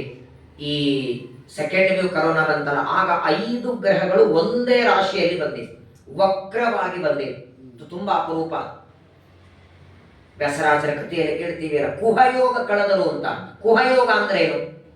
ಮಂಗಳ, ಶನಿ, ಬುಧ, ಗುರು, ಶುಕ್ರ 5 ಗ್ರಹಗಳು ಒಂದು ರಾಶಿಯಲ್ಲಿ ಹೋದರೆ ಅದನ್ನ ಕುಹಯೋಗ ಅಂತ ಕರೀತಾರೆ. ಅದು ಮೃತ್ಯುವನ್ನು ತಂದು ಕೊಡುತ್ತದೆ. ವ್ಯಾಸರಾಜರು ಅದನ್ನು ಪರಿಹಾರ ಮಾಡಿದರು ಅಂತ ಕೇಳ್ತೀವಿ. ರಾಘವೇಂದ್ರ ಸ್ತೋತ್ರ ಹೇಳುವಾಗ ಪುಷ್ಯಾರ್ಕಾದಿ ಸಮಾಗಮೇ, ಪುಷ್ಯಾರ್ಕ ಯೋಗ ಇದ್ದಾಗ ರಾಯರ ಸ್ತೋತ್ರ ಪಠನ ಮಾಡಿ ಅಂತ. ಪುಷ್ಯಾರ್ಕ ಯೋಗ ಅಂದ್ರೆ ಏನು? ಯಾವ ದಿನ ರವಿವಾರ, ಅವತ್ತಿನ ದಿನವೇ ಅಮಾವಾಸ್ಯ, ಪುಷ್ಯ ನಕ್ಷತ್ರ, ಅವತ್ತಿನ ದಿನ ಅದನ್ನು ಪುಷ್ಯಾರ್ಕ ಯೋಗ. ಹೀಗೆ ಜ್ಯೋತಿಷ್ಯ ಶಾಸ್ತ್ರ ತುಂಬಾ ದೊಡ್ಡದು. ಅದನ್ನೆಲ್ಲ ಪರಮಾತ್ಮನೇ ಒಳಗಿದ್ದು ಮಾಡ್ತಾನೆ. ಕಾಲಾತ್ಮ ದಿನಕೃತ ಮಹನ್ ಮಹಿಸ್ತು ಹಿನಗುಹು ಸತ್ವಂ ಕುಜೋ ಜೋ ವಚಃ ಜೀವೋ ಜ್ಞಾನ ಸುಖೇಸಿತಶ್ಚ ಮದನು ದುಃಖಂ ದಿನೇಶಾತ್ಮಜ. ಮೊದಲನೆಯವನು ಸೂರ್ಯ, ಇವನು ಸಾಕ್ಷಾತ್ ಅದಿತಿ ಕಶ್ಯಪರ ಮಗ. ಎರಡನೆಯವನು ಚಂದ್ರ, ಅತ್ರಿ ಋಷಿಗಳ ಮಗ. ಮೂರನೆಯವನು ಮಂಗಳ, ವರಾಹದೇವರ ಮಗ. ನಾಲ್ಕನೆಯವನು ಬುಧ, ಚಂದ್ರನಿಂದ ಬೃಹಸ್ಪತಿಗಳ ಹೆಂಡತಿಯಲ್ಲಿ ಹುಟ್ಟಿದ ಮಗ. ಆಶ್ಚರ್ಯ. ಇವರೆಲ್ಲರ ಕಥೆ ಕೇಳಿದರೆ, ಇವರು ತಂದೆ ತಾಯಿಗಳು ಕೇಳಿದರೆ ಹೇಗಿದೆ ನೋಡಿ. ಭರದ್ವಾಜ ಬೃಹಸ್ಪತಿಗಳ ಜನ್ಮದ ಕಥೆ ಕೇಳಿದ್ರಂತೂ ರೋಮಾಂಚನ ಆಗತ್ತೆ. ಬೃಹಸ್ಪತ್ಯಾಚಾರ್ಯರು, ಶುಕ್ರಾಚಾರ್ಯರು, ದೇವಗುರುಗಳು ಬೃಹಸ್ಪತಿ, ದೈತ್ಯ ಗುರು ಶುಕ್ರ, ಅನಂತರದಲ್ಲಿ ಯಮದೇವರ ಮಗ ಶನೇಶ್ವರ, ಕೊನೆಗೆ ರಾಹುಕೇತು. ಈ 9 ಗ್ರಹಗಳಿಗೆ ಒಂದೊಂದು ಜವಾಬ್ದಾರಿ. ಒಂದು ಕಾರ್ಯಕ್ರಮ ಆಗಬೇಕಾದ್ರೆ ಎಲ್ಲರ ಜವಾಬ್ದಾರಿ ಕೊಡ್ತಾರೋ ಇಲ್ಲೋ? ಚಾತುರ್ಮಾಸ ಆಗಬೇಕಾದ್ರೆ ಅಡಿಗೆ ಜವಾಬ್ದಾರಿ, ಬಡಿಸೋ ಜವಾಬ್ದಾರಿ, 9 ಗಳಿಗೆ ಜವಾಬ್ದಾರಿ ಕೊಟ್ಟಿದ್ದಾನೆ ದೇವರು. ಹಾಗಾಗಿ ನವಗ್ರಹ ದೇವತೆಗಳು ಕೇವಲ ನಮ್ಮ ಸುಖ ದುಃಖಗಳು ಜನ್ಮಾಂತರದ ಕರ್ಮದಿಂದ ಆಗೋದನ್ನ ಸೂಚನೆ ಮಾಡುತ್ತವೆ ಹೊರತು ಅವುಗಳನ್ನು ಕೊಡೋದಲ್ಲ. ಅವುಗಳೆಲ್ಲ ನಮ್ಮ ಕರ್ಮದಿಂದಲೇ ಆಗತ್ತೆ. ಹಾಗಾಗಿ ನವಗ್ರಹ ದೇವತೆಗಳ ಪೂಜೆ ಮಾಡಲೇಬೇಕು. ನವಗ್ರಹಗಳ ಆರಾಧನೆ ಅಥವಾ ಮದುವೆ ಮುಂಜಿ ಮಾಡುವಾಗ ಜಾತಕ ಕಡ್ಡಾಯವಾಗಿ ನೋಡಬೇಕು. ನಾವು ನೀವೇನು ಬಿಡಿ, ಎಷ್ಟು ವಿವಾಹವನ್ನ ದೇವರು ಮಾಡ್ಕೊಂಡಿದ್ದಾನೆ, ಪ್ರತಿಯೊಂದು ವಿವಾಹದಲ್ಲಿ ದೇವರು ಜಾತಕ ನೋಡಿದ್ದಾನೆ. ನೋಡಿಬೇಕಂದ್ರೆ ಪುರಾಣಗಳನ್ನು ಕೇಳಿ ನೋಡಿ. ಏನ್ ಅವನ ಜಾತಕದಲ್ಲಿ ವ್ಯತ್ಯಾಸ ಇದೆಯಾ? ಏನ್ ಬೇರೆಯವ್ರು ಬಂದ್ರೆ ಏನ್ ಚೇಂಜ್ ಆಗಬೇಕು? ಈ ಮದುವೆಗಳಲ್ಲಿ ಮೊದಲೇನು ವಾಸ್ತವಿಕ ಬ್ರಾಹ್ಮಣರ ವಿವಾಹದಲ್ಲಿ ಜಾತಕ ನೋಡೋದು ಬೇರೆ, ಕ್ಷತ್ರಿಯರ ವಿವಾಹದಲ್ಲಿ ಬೇರೆ, ವೈಶ್ಯರಲ್ಲಿ ಬೇರೆ, ಶೂದ್ರರಲ್ಲಿ ಬೇರೆ. ಯಾಕಂತ ಕೇಳಿ, ಬ್ರಾಹ್ಮಣರು ವಿವಾಹ ಮಾಡಿಕೊಳ್ಳುವಾಗ ಹೆಚ್ಚು ನೋಡಬೇಕಾದದ್ದು ಗ್ರಹ ಮೈತ್ರಿ ನೋಡಬೇಕು. ಯಾಕಂದ್ರೆ ಆ ಬರುವ ಹೆಣ್ಣು ಮಡಿ ಬೇಲಿಗೆ ಅನುಕೂಲ ಆಗ್ತಾಳೋ ಇಲ್ಲೋ, 3 ದಿನ ಕಡೆಗೆ ಕೊಡ್ತಾಳೋ ಇಲ್ಲೋ, ಮನೆಯಲ್ಲಿ ನಡೆಯುವಂತಹ ಎಲ್ಲಾ ಧರ್ಮ ಕರ್ಮಗಳಿಗೆ ಮನಸ್ಸಿನಿಂದ ಒಪ್ತ. ಇದನ್ನೆಲ್ಲ ಬ್ರಾಹ್ಮಣ ವಿವಾಹದಲ್ಲಿ. ಕ್ಷತ್ರಿಯರಿಗೆ, ವೈಶ್ಯರಿಗೆ ಅವೆಲ್ಲ ನೋಡೋ ಅವಶ್ಯಕತೆ ಇರಲ್ಲ. ಮಗನ ಜೊತೆ ಹೊಂದಾಣಿಕಿದ್ರೆ ಸಾಕು. ಹಾಗಾಗಿ ಗ್ರಹಗಳ ಈ ವಧುವರರ ಜಾತಕ ನೋಡಬೇಕಾದರೂ 4 ವರ್ಣದವರಿಗೆ ಪ್ರತ್ಯೇಕ. ಅದರ ಜೊತೆಗೆ ಈ ಗುಣಗಳ ಬಗ್ಗೆ ಹೇಳ್ತಾರೆ. ಮದುವೆ ಆಗಬೇಕಾದ್ರೆ ನೋಡು, ಒಂದು ಹೇಳಲ್ಲ, 18 ಗುಣ ಕಲ್ತರು ಸಾಕು, 18 20. ನಾನು ಒಂದ್ ಕಡೆ ಹೋದಾಗ ಒಬ್ರು ಪಾಪ ಅನ್ಯೋನ್ಯ ಗಂಡ ಹೆಂಡತಿ ಒಂದು ಯಾತ್ರೆಯಲ್ಲಿ ಬಂದಿದ್ರು. ನಾನು ತುಂಬಾ ಅನ್ಯೋನ್ಯ ಮಾತಾಡೋದನ್ನು ನೋಡಿ ಕೇಳಿದೆ, ಅಯ್ಯೋ ನಿಮ್ ಜಾತಕ ಯಾರಿಗೆ ಕಲಿಸಿದ್ದು? ಯಾವಾಗ್ಲೂ ಗಂಡ ಹೆಂಡತಿ ಅನ್ಯೋನ್ಯವಾಗಿರ್ತೀರಲ್ಲ, ಎಷ್ಟು ಗುಣ ಕಲ್ತಿವೆ? ಕಲ್ತಿರ್ಬೋದು 300 400 ಅಂದ್ಬಿಟ್ರೆ ಎಷ್ಟಂತೂ ಗೊತ್ತಿಲ್ಲ ಅವರಿಗೆ. ಅಂದ್ರೆ ಯಾರಪ್ಪ ಜ್ಯೋತಿಷ್ಯರು ಅಂತ ಕೇಳಿದೆ ನಾನು. ಲಾಸ್ಟ್ ಇರೋದೇ 36. 36 18 ಕಲ್ತರು ಸಾಕು, ಅದರ ಮೇಲೆ ಕಲ್ತರು ಸಾಕು. 36 ಗುಣಗಳಲ್ಲಿ ಒಂದು ಕಲ್ತರು ಸಾಕಂತೆ. ಏನದು? ಹೆಂಡತಿ ಹೇಳಿದ ಮಾತು ಕೇಳೋದು. ಒಂದು ಗುಣ ಕಲ್ತರು ಸಾಕು, ಸಂಸಾರ ಸುಖವಾಗಿ ನಡೀತದೆ. ತುಂಬಾ ಚೆನ್ನಾಗಿ ರುದ್ರದೇವರು ತಮ್ಮ ಹೆಂಡತಿಗೆ ಹೇಳ್ತಾರೆ. ಹಾಗಾಗಿ ಜ್ಯೋತಿಷ್ಯ ಶಾಸ್ತ್ರ ಇಡೀ ಜಗತ್ತು ಇದಕ್ಕೆ ತಲೆಬಾಗಬೇಕು. ಇದು ಸಾಕ್ಷಾತ್ ದೇವರೇ ಮಾಡಿಟ್ಟದ್ದು. ಎಲ್ಲ ಜೀವರಾಶಿಗಳ ಅನಾದಿಯಾದ ಕರ್ಮಗಳಿಗೆ ತಕ್ಕಂತೆ ಸುಖ ದುಃಖಗಳೇನಾಗತ್ತೋ ಅದನ್ನ ಸೂಚನೆ ಮಾಡಿಕೊಡುತ್ತವೆ. ಸೂಚನೆ ಮಾಡುವ ಕೆಲಸ ಮಾತ್ರ ನವಗ್ರಹ ದೇವತೆಗಳ ಕೆಲಸವೇ ಹೊರತು ಸುಖ ದುಃಖ ಕೊಡುವವರು ಅವರಲ್ಲ. ಅದೆಲ್ಲವೂ ನಮ್ಮ ಕರ್ಮದಿಂದ ಆಗತ್ತೆ ಅಂತ ಒಂದು ಮಹತ್ವದ ಉತ್ತರವನ್ನು ರುದ್ರದೇವರು ಕೊಡ್ತಾರೆ. ಇದರ ಮೇಲೊಂದು ಪ್ರಶ್ನೆ ಕೇಳ್ತಾಳೆ ಪಾರ್ವತಿ ದೇವಿ. ಇದೊಂದು ಅದ್ಭುತ ಪ್ರಶ್ನೆ ಇದೆ. ಏನ್ ಪ್ರಶ್ನೆ ಕೇಳ್ತಾಳಂದ್ರೆ, ಈಗ ನವಗ್ರಹಗಳು ಸೂಚಕ ಸರಿ, ಸುಖ ದುಃಖಗಳಾಗೋದು ಎದರಿಂದ ಆಯ್ತು? ಕರ್ಮದಿಂದ. ಆ ಕರ್ಮ ನಮ್ಮಿಂದ ಯಾರು ಮಾಡಿಸ್ತಾರೆ? ನನ್ನಷ್ಟಕ್ಕೆ ನಾನು ಸ್ವತಂತ್ರವಾಗಿ ಮಾಡ್ತೀನ? ಜೀವನಿಗೆ ಸ್ವಾತಂತ್ರ್ಯ ಉಂಟೋ ಇಲ್ಲೋ? ಇಲ್ಲ. ಸ್ವಾತಂತ್ರ್ಯನೂ ಇಲ್ಲ, ಸ್ವತಂತ್ರವಾಗಿ ಮಾಡುವ ಕರ್ತೃತ್ವನೂ ಜೀವನಿಗಿಲ್ಲ. ಹಾಗಾದರೆ ನಾನೊಂದು ಪಾಪಕರ್ಮ ಮಾಡಿದರೆ ಆ ಪಾಪಕರ್ಮ ನಾನು ಮಾಡುವಂತೆ ಮಾಡಿದ್ಯಾರು? ದೇವತೆಗಳು, ಪರಮಾತ್ಮ. ಹಾಗಾದರೆ ಅವರ ಪ್ರೇರಣೆಯಿಂದ ನಾನು ಪಾಪ ಮಾಡಿದರೆ ಪಾಪದ ಭೋಗ ನನಗ ಮಾತ್ರ ಯಾಕೆ? ಅವ್ರಿಗೆ ಯಾಕೆ ಕೊಡಬಾರದು? ದೇವತೆಗಳಿಗೆ ಪಾಪ ಭೋಗ ಉಂಟೋ ಇಲ್ಲೋ? ಒಂದು ಆಕಳ ನಿಂತಿದೆ, ಕಾಲಿನಿಂದ ನಾನು ಒದ್ದದ್ದಕ್ಕೆ ಪಾಪ ಬಂತು. ಆಕಳನ್ನ ಕಾಲಿನಿಂದ ಒದೆಯುವಂತೆ ನನಗೆ ಪ್ರೇರಣೆ ಮಾಡಿದ್ಯಾರು? ಕಾಲಿನಲ್ಲಿದ್ದವನು ಯಾರು? ಇಂದ್ರನ ಮಗ ಜಯಂತ, ದೇವತೆ. ಜಯಂತನಿಗೆ ಪ್ರೇರಣೆ ವಾಯುದೇವರು, ವಾಯುದೇವರಿಗೆ ಪ್ರೇರಣೆ ಪರಮಾತ್ಮ. ಹಾಗಾದ್ರೆ ಪರಮಾತ್ಮ ವಾಯುದೇವರಿಗೆ, ವಾಯುದೇವರು ಜಯಂತನಿಗೆ, ಜಯಂತ ನನಗೆ ಪ್ರೇರಣೆ ಮಾಡದ ಅಂತ ನಾನು ಒದ್ದೆ. ಹಾಗಾದ್ರೆ ಆಕಳನ್ನು ಒದ್ದ ಪಾಪದಲ್ಲಿ ಯಾರ್ಯಾರ ಭಾಗಿಗಳಾಗಬೇಕು? ಈ ಗಂಟೆ ಪ್ರವಚನ ಆದ ಮೇಲೆ ನಾನು ಯಾರಿಗೂ ಕೊಡ್ತೇನೆ, ಬ್ಯಾಗ್ನ ಹಾಕೊಂಡು ಮನೆಗೆ ಹೋಗ್ರಿ. ಈ ಗಂಟಿ ಕಳ್ಳತನದಲ್ಲಿ ಭಾಗಿಗಳು ಯಾರ್ಯಾರಾದ್ರು? ಚೆನ್ನಾಗಿ ಅಲ್ಲ, ನಿಜ. ಈ ಗಂಟಿ ಕಳ್ಳತನದಲ್ಲಿ ಭಾಗಿಗಳು ಯಾರ್ಯಾರು? ತಗೊಂಡವರನ್ನ ಮಾತ್ರ ಕಳ್ಳನಲ್ಲ, ಬ್ಯಾಗಲ್ಲಿ ಹಾಕೊಂಡು ಹೋಗೋರನ್ನ ಕಳ್ಳನಲ್ಲ. ಅವನಿಗೆ ಕೇಳಿದ್ರೆ ಅವ್ರು ಅಂತಾರೆ ನನಗೆ ತಲೆಯಾಗೂ ಇರಲಿಲ್ಲ ಗಟ್ಟಿ ಒಯ್ಬೇಕು ಅಂತ ಆಚಾರ್ಯ ವೈದ್ಯ. ಹಾಗಾದರೆ ತಗೊಂಡು ಹೋಗು ಅಂತ ಹೇಳಿದವನು ನಾನು ಪಾಪದಲ್ಲಿ ಭಾಗಿ, ತಗೊಂಡು ಹೋದವನು ಭಾಗಿ. ಮದ್ಯಪಾನ ಮಾಡು ಅಂತ ಹೇಳುವವನು ಪಾನದಲ್ಲಿ ಭಾಗಿಯಾಗ್ತಾನೆ.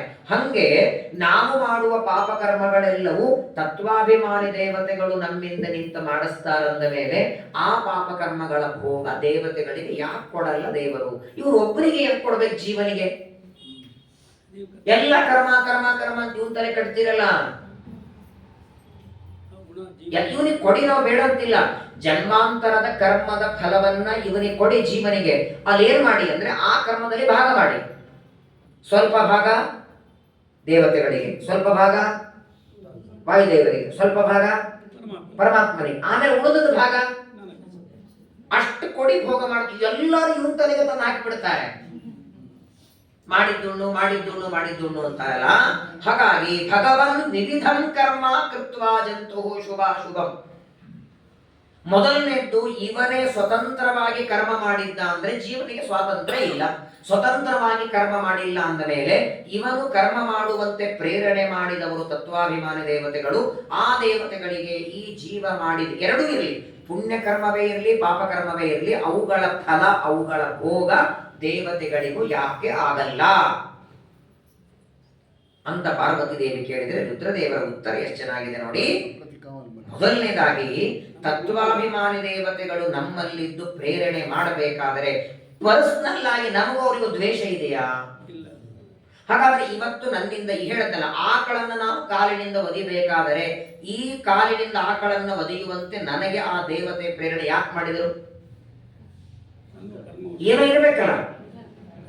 ಪರ್ಸನಲ್ ಆದಂತೂ ವೈಯಕ್ತಿಕ ನಮ್ಮ ದೇವತೆಗಳಿಗೆ ದ್ವೇಷ ಇಲ್ಲ. ಹಾಗಾದರೆ ನಾನು ಆಕಳನ್ನು ಒದೆಯುವಂತೆ ಮಾಡಬೇಕಾದರೆ ಬರೀ ಕರ್ಮ ಒಂದೇ ಅಲ್ಲ, ಬರೀ ಹಿಂದಿನ ಕರ್ಮ ಒಂದೇ ಇಟ್ಟುಕೊಂಡು ಇವತ್ತು ನಾನು ಆಕಳನ್ನು ಒದೆಯುವಂತೆ ಮಾಡಲ್ಲ. ಈ ಜೀವನಲ್ಲೇ ಇದ್ದು ಇವರ ಕಾಲಿನಿಂದ ಆಕಳನ್ನ ನೀನು ಒದಿಸ್ಬೇಕು ಅಂತ ಆ ದೇವತೆಗೆ ಈ ಅಪ್ಪನ ಆಜ್ಞೆ ಇರತ್ತೆ. ಹರಿಯಾಜ್ಞಾ ಕಾರಣಾದೇವ ಪುಣ್ಯಮೇವ ಅವಾಪ್ನಯುಹು. ಅವ್ರಿಗೆ ಯಾಕೆ ಪಾಪ ಬರಲ್ಲ? ತತ್ವಾಭಿಮಾನಿ ದೇವತೆಗಳು ನಮ್ಮಲ್ಲಿ ನಿಂತು ಪಾಪ ಕರ್ಮ ಮಾಡಿಸಿದರು. ಯಾಕೆ ಅವರಿಗೆ ಪಾಪ ಬರಲ್ಲ ಅಂದ್ರೆ, ಅವರು ಆ ಕರ್ಮ ನಮ್ಮಿಂದ ಮಾಡಿಸುವಂತೆ ಅವರಿಗೆ ಪ್ರೇರಣೆ ಮಾಡಿದವನು ಯಾರು? ಹಾಗಾದ್ರೆ ಅವನಂತಾರೆ ನಾನು ದೇವರ ಆಜ್ಞೆ ಮಾಡಿನಿ ಅಂತಾರೆ, ಅವ್ರಿಗೆ ಪುಣ್ಯನೇ ಬಂದಿರ್ತದೆ. ದೇವರ ಆಜ್ಞೆ ಪಾಲನ ಮಾಡಿದ್ದರಿಂದ ದೇವತೆಗಳಿಗೆ ಪುಣ್ಯನೇ ಬರುತ್ತದೆ ಹೊರತು ಅಷ್ಟೇ. ಕೈಯಲ್ಲಿ ಒಂದು 4 ಉಂಡಿ ಕೊಟ್ಟು ಅವ್ರಿಗೆ ಬಡಿಸ್ಬಾ ಅಂತಂದ್ರೆ ಈಗ ಹೋಗಿ ವ್ಯಕ್ತಿ ಬಡಿಸ್ತಾರೆ. ಆ ತಿರ್ಗಿ ನನಗೆ ಯಾಕೆ 4 ಹಾಕ್ತಿ, ನಂದೇನಿಲ್ಲ, ಅವ್ರು ಹೇಳ್ಯಾರ ನೋಡಲ್ಲ. ಉಂಡಿ ಹಾಕಂತ ಹೇಳದವ್ರು ಅವ್ರದು ನಿಂದು ಬರೀ ಬಡಿಸಿದ್ ನಾನು. ಹಂಗೆ ದೇವತೆಗಳಂತಾರೆ, ನಿನ್ನಿಂದ ಇವತ್ತು ದೇವರ ಪೂಜೆ ಮಾಡಿಸುವಂತ ದೇವರಂದ ಅಭಿಷೇಕ ಮಾಡಿಸಿದೆ, ನಿನ್ನಿಂದ ಆಕಳನ್ನು ವಧಿಸದ ದೇವರು ಪ್ರೇರಣೆ ಮಾಡೋದು ವಧಿಸಿದೆ, ನೀನು ಪ್ರವಚನಕ್ಕೆ ಹೋಗುವಂತ ಪ್ರೇರಣೆ ಮಾಡೋದು, ನಿನ್ನ ಕಾಲಲ್ಲಿದ್ದು ಪ್ರವಚನ ಹಾಲಿಗೆ ಹೋಗುವಾಗ ನಾನು ಮಾಡಿದೆ. ಅಂತೂ ಏನೇನ ಆಜ್ಞೆ ದೇವರು ಮಾಡಿಸ್ತಾನೆ ಅದನ್ನ ನಾನು ಮಾಡ್ತೇನೆ ಅಂತ ದೇವತೆಗಳಂತ. ಸರಿ, ಹಾಗಾದ್ರೆ ದೇವತೆಗಳಿಗೆ ಪಾಪ ಪುಣ್ಯ ಇಲ್ಲ. ದೇವರಿಗೆ ಬರಲಿ,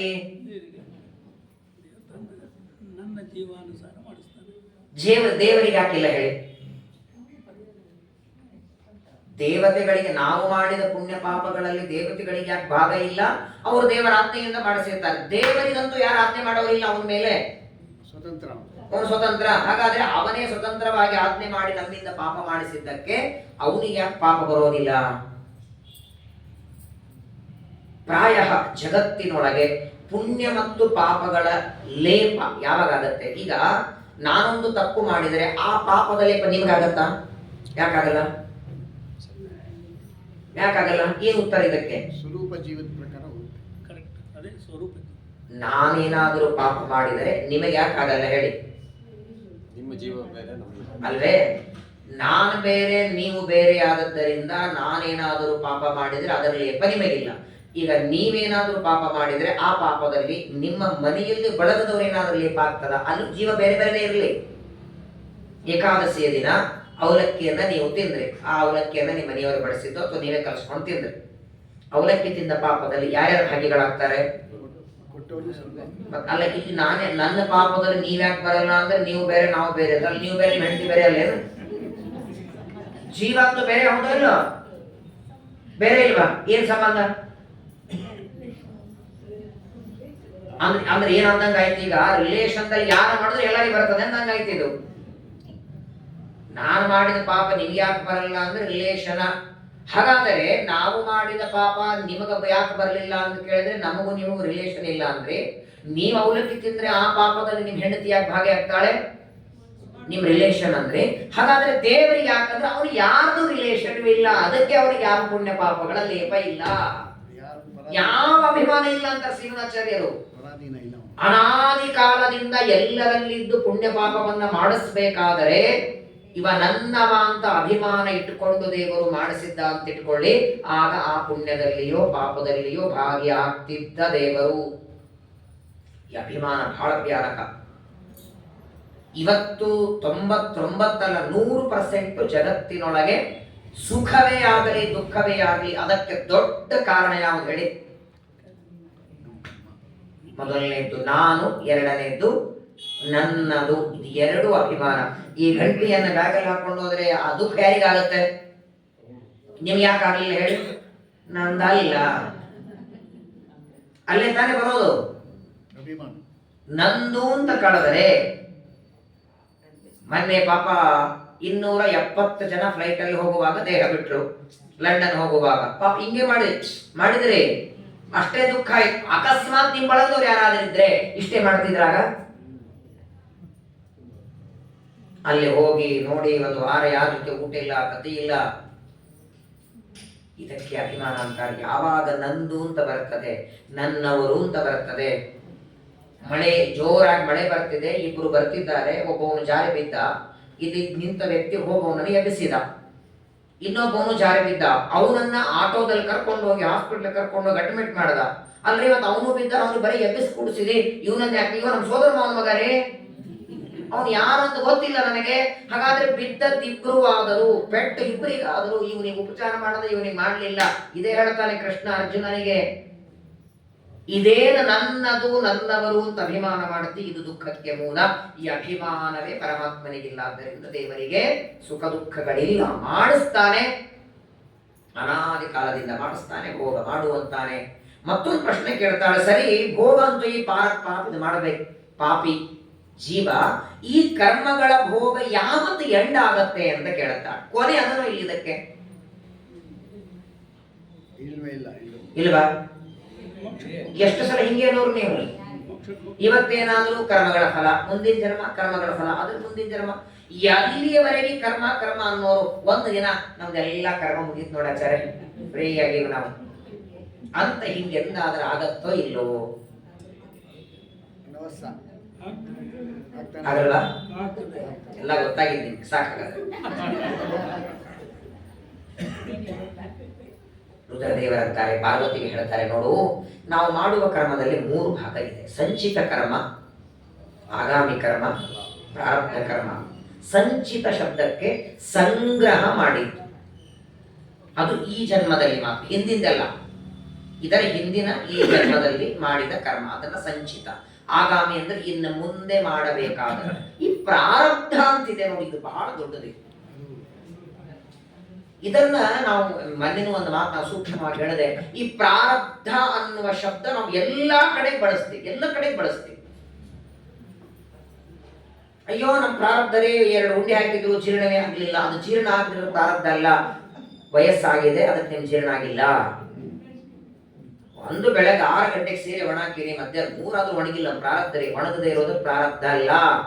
ಮಳೆ ಇದೆ, ವಾತಾವರಣ ಚೆನ್ನಾಗಿಲ್ಲ, ಒಣಗಿಲ್ಲ, ಎಲ್ಲದಕ್ಕೂ ಪ್ರಾರಬ್ಧ ಅನ್ನಬಾರದು. ಪ್ರಾರಬ್ಧ ಅಂದ್ರೇನು? ಪ್ರಾರಂಭ. ಈಗ ನೋಡಿ, ಇಷ್ಟು ಹೂಗಳಿವೆ. ನಮ್ಮ ಆಚಾರ್ಯರು, ಮಾಮೂಲಿ ಆಚಾರ್ಯರು ಚೆನ್ನಾಗಿ ದೃಷ್ಟಾಂತ ಕೊಡ್ತಾರೆ.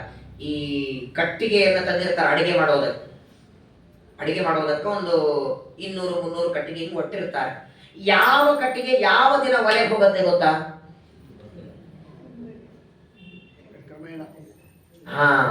ಕ್ರಮೇಣ ಅಂತೇವೆ. ಅಂದ್ರೆ ಮೇಲ್ಗಡೆ ಇರೋದನ್ನ ಮೊದಲು, ಕೆಳಗಿರೋದನ್ನ ಆಮೇಲೆ. ತಗೊಳ್ಳೋ ವ್ಯಕ್ತಿ ಮೊದಲು ಮೇಲ್ಗಡೆ ನೋಡ್ತಾನೆ, ಯಾಕೋ ಸ್ವಲ್ಪ ಹಸಿದೆ ಅಂತ ಕೆಳಗಿಂದ ಎಳಿತಾನೆ. ಆವಾಗ ಏನಂತೀರಿ? ಸೋಮವಾರದ ದಿನ ಈ ಕಟ್ಟಿಗೆ, ಮಂಗಳವಾರದ ದಿನ ಈ ಕಟ್ಟಿಗೆ ಅಂತ ಒಲೆಗೆ ಬೀಳಲಿ ಅಂತ ಕಟ್ಟಿಗೆ ಮೇಲೆ ಬರೆದಿರ್ತದ? ಎಲ್ಲವೂ ಒಲೆ ಹೋಗೋದೆ. ಎಲ್ಲಾ ಕಟ್ಟಿಗೆಗಳು ಒಂದಿಲ್ಲ ಒಂದು ದಿನ ಬೂದಿ ಆಗೋದೆ. ಆದರೆ ಇದು ಮೊದಲು ಇದು ಕೊನೆ ಅಂತಿಲ್ಲ. ಹಾಗೆ ನಮ್ಮ ಕರ್ಮಗಳು. ಆದರೆ ಒಂದು ದಿನ ಭಗವಂತ ತನ್ನ ದರ್ಶನ ಕೊಡ್ತಾನೆ, ಅದನ್ನು ಅಪರೋಕ್ಷ ಜ್ಞಾನ ಅಂತಾರೆ. ಇದೆಲ್ಲ ತುಂಬಾ ಗಹನ ವಿಚಾರ. ಟೀಕಾಕೃತ್ಪಾದರು ಶ್ರೀಮನ್ ನ್ಯಾಯ ಸುಧಾದಲ್ಲಿ ಹೇಳ್ತಾರೆ, ಅದ್ಭುತ ವಿಚಾರಗಳು. ಕೆಸರಿನಲ್ಲಿ ಬಿದ್ದವನನ್ನ ಎಬ್ಬಿಸ್ಬೇಕಾದರೆ ಎಬ್ಬಿಸೋ ವ್ಯಕ್ತಿಯಲ್ಲಿರಬೇಕು, ಮೇಲಿರ್ಬೇಕು ತಾನೆ. ಅವನು ಕೆಸರಲ್ಲಿದ್ರೆ ಇವನನ್ನೇ ಎಬ್ಬಿಸ್ತಾನೆ. ಹಾಗೆ ನಾವೆಲ್ಲರೂ ಒಂದು ಕೆಸರಲ್ಲಿ ಬಿದ್ದಿದ್ದೇವೆ. ಯಾವ ಕೆಸರು? ಸಂಸಾರವೆಂಬ ಕೆಸರು. ಜನ್ಮ ಮರಣ ರಾಗ ಸಿಟ್ಟು ಎಂಬ ಕೆಸರು. ಈ ಜನ್ಮ ಮರಣ ಎಂಬ ಕೆಸರಿನಿಂದ ನಮ್ಮನ್ನು ಎತ್ತಬೇಕಾದ್ರೆ, ಎತ್ತುವ ದೇವರು ನಮ್ಮಂತೆ ಕೆಸರಲ್ಲಿ ಇದ್ದ ಅಂದ್ರೆ ನಮ್ಮನ್ನೇನು ಎತ್ತಾನೆ? ಹಾಗಾದ್ರೆ ಯಾರಿಗೆ ಜನ್ಮ ಇಲ್ಲ, ಮರಣ ಇಲ್ಲ, ರಾಗ ಇಲ್ಲ, ಆ ದೇವರಿಗೆ ನಮ್ಮನ್ನ ನೋಡಿದ ಅನುಕಂಪ ಬರಬೇಕು. ಸಾಕಪ್ಪ ಇವನನ್ನ ಎತ್ತೋಣ ಅಂತ ಅನಿಸ್ಬೇಕು. ಯಾವಾಗ ಇಚ್ಛೆ ಬರುತ್ತೋ ಆಗ ದೇವರು ನಮ್ಮನ್ನ ಸಂಸಾರದಿಂದ ಎತ್ತಿ ಉದ್ಧಾರ ಮಾಡಬೇಕು. ಆದ್ರೆ ಆ ಇಚ್ಛೆ ಬರೋದು ಯಾವಾಗ್ರಿ?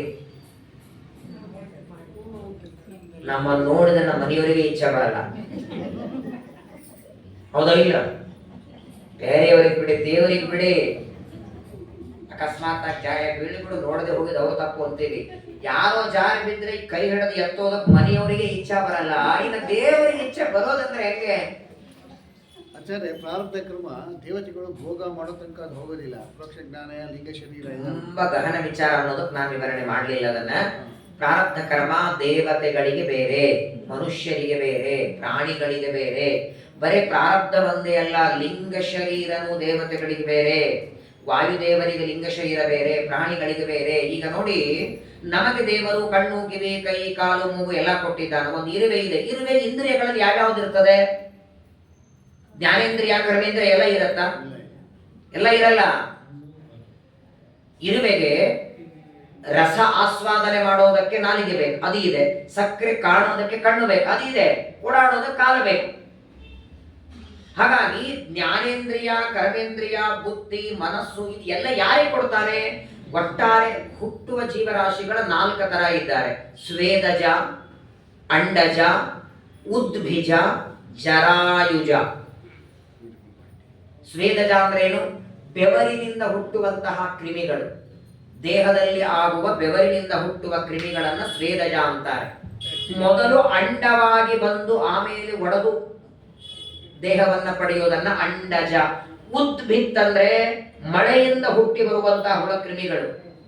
ಜರಾಯುಜ ಅಂದ್ರೆ ಗರ್ಭದಿಂದ ಹುಟ್ಟಿ ಬರುವಂತವರು ನಾವೆಲ್ಲ. ಒಟ್ಟಾರೆ 4 ತರಹದ ಜೀವರು. ಅದರೊಳಗೆ ಜ್ಞಾನೇಂದ್ರಿಯ, ಕರ್ಮೇಂದ್ರಿಯ, ಬುದ್ಧಿ, ವಿವೇಕ, ತಿಳುವಳಿಕೆ, ಕೆಟ್ಟದ್ದು, ಒಳ್ಳೆಯದು, ಸುಖ, ದುಃಖ ಅನ್ನುವ ಜ್ಞಾನ ಜರಾಯುಜರಾದ ಮನುಷ್ಯರಿಗೆ ಮಾತ್ರ. ನಮ್ಮ ಬಳಗದಲ್ಲಿ ಯಾರೋ ಒಬ್ರು IC ಒಳಗೆ ಅಡ್ಮಿಟ್ ಇದೆ, ನಮ್ಗೆ ಊಟ ಹೋಗುತ್ತಾ? ಹಂಗೆ ಇರುವೆಗಳಲ್ಲಿ ಏನಾದ್ರೂ ಆಗಿದೆ? ಯಾವುದೋ ಇರುವೆ ಸತ್ತಿದೆ, ಒಂದು ಇರುವೆ ಸಕ್ಕರೆ ತಿನ್ನದೆ ಕೂತಂಗಿದೆಯಾ? ಇರುವೆಗಳಲ್ಲಿ ಒಂದು ಇರುವೆಯನ್ನು ನೀವು ಕೈಯಿಂದ ಹೊಡೆಯಿರಿ, ಅದ್ರ ಜೊತೆಗಿರುವ ಇರುವೆ ಇದನ್ನು ನೋಡತ್ತೋ ಸಕ್ಕರೆಯಲ್ಲಿ ಹೋಗುತ್ತೋ? ಮತ್ತೆ ಅದು ವಿಚಾರ ಮಾಡ್ಬೇಕಾಗಿತ್ತು. ಅಯ್ಯೋ ಪಾಪ ನಮ್ಮ ವ್ಯಕ್ತಿ ನೀವು ಕೊಂದಾಗ್ಬಿಟ್ಟ, 1-2 ದಿನ ಊಟ ಬೇಡ, ಇವ್ನು 13ನೇ ದಿನ ವೈಕುಂಠ ಸಮಾರಾಧನೆ ಮಾಡಿದ್ರೆ ಊಟ ತಿನ್ನೋಣ, ಅಲ್ಲಿ ತರ ಬಾಯಿಗೆ ಹಾಕೊಳ್ಳೋದು ಬೇಡ, ಅದು ಬಿಡತ್ತ ಅದು. ಹಾಗಾದ್ರೆ ಇರುವೆಗೆ ಇವ ನನ್ನವ ಅಂತ ಅಭಿಮಾನ ಇಲ್ಲ, ಅಥವಾ ಇವ ಸತ್ತಿದ್ದಾನಂತಿಲ್ಲ, ಅವನು ಸತ್ತದ್ದಕ್ಕೆ ಅವನು 13 ಆಗುವವರೆಗೆ ಊಟ ತಿನ್ನಬಾರದು ಅಂತ ಏನೂ ಜ್ಞಾನ ಇಲ್ಲ. ಹಾಗಾಗಿ ಎಲ್ಲರಿಗೂ ಲಿಂಗ ಶರೀರ ಬೇರೆ, ಭೋಗನು ಬೇರೆ. ಇಬ್ಬರಿದ್ದಾರೆ, ಇಬ್ರು ಒಂದೇ ಪಾಪ ಮಾಡಿದ್ದಾರೆ, ಇಬ್ರು ಒಂದೇ ಪಾಪ ಮಾಡ್ತಾರೆ. ಆದ್ರೆ ಭೋಗ ಇಬ್ಬರಿಗೆ ಒಂದೇ ರೀತಿ ಕೊಡ್ತಾನೆ, ಬೇರೆ ಮಾಡ್ತಾನೆ ದೇವರು. ಇವನು ಆಕಳನ್ನು ಒದ್ದಿದ್ದಾನೆ, ಅವನು ಆಕಳನ್ನು ಒದ್ದಿದ್ದಾನೆ. ಇವನು 5 ನಿಮಿಷ ಒದ್ದಿದ್ದಾನೆ ಆಕಳನ್ನು, ಅವನು ಕರೆಕ್ಟ್ 5 ನಿಮಿಷ ಒದ್ದಿದ್ದಾನೆ. ಇಬ್ಬರು ಪಾಪ ಒಂದೇ ಮಾಡಿದರೆ ಪಾಪದ ಭೋಗ ಒಂದೇ ರೀತಿನೋ ಬೇರೆನೋ? ಬೇರೆ ಯಾಕೆ ಮಾಡಬೇಕು?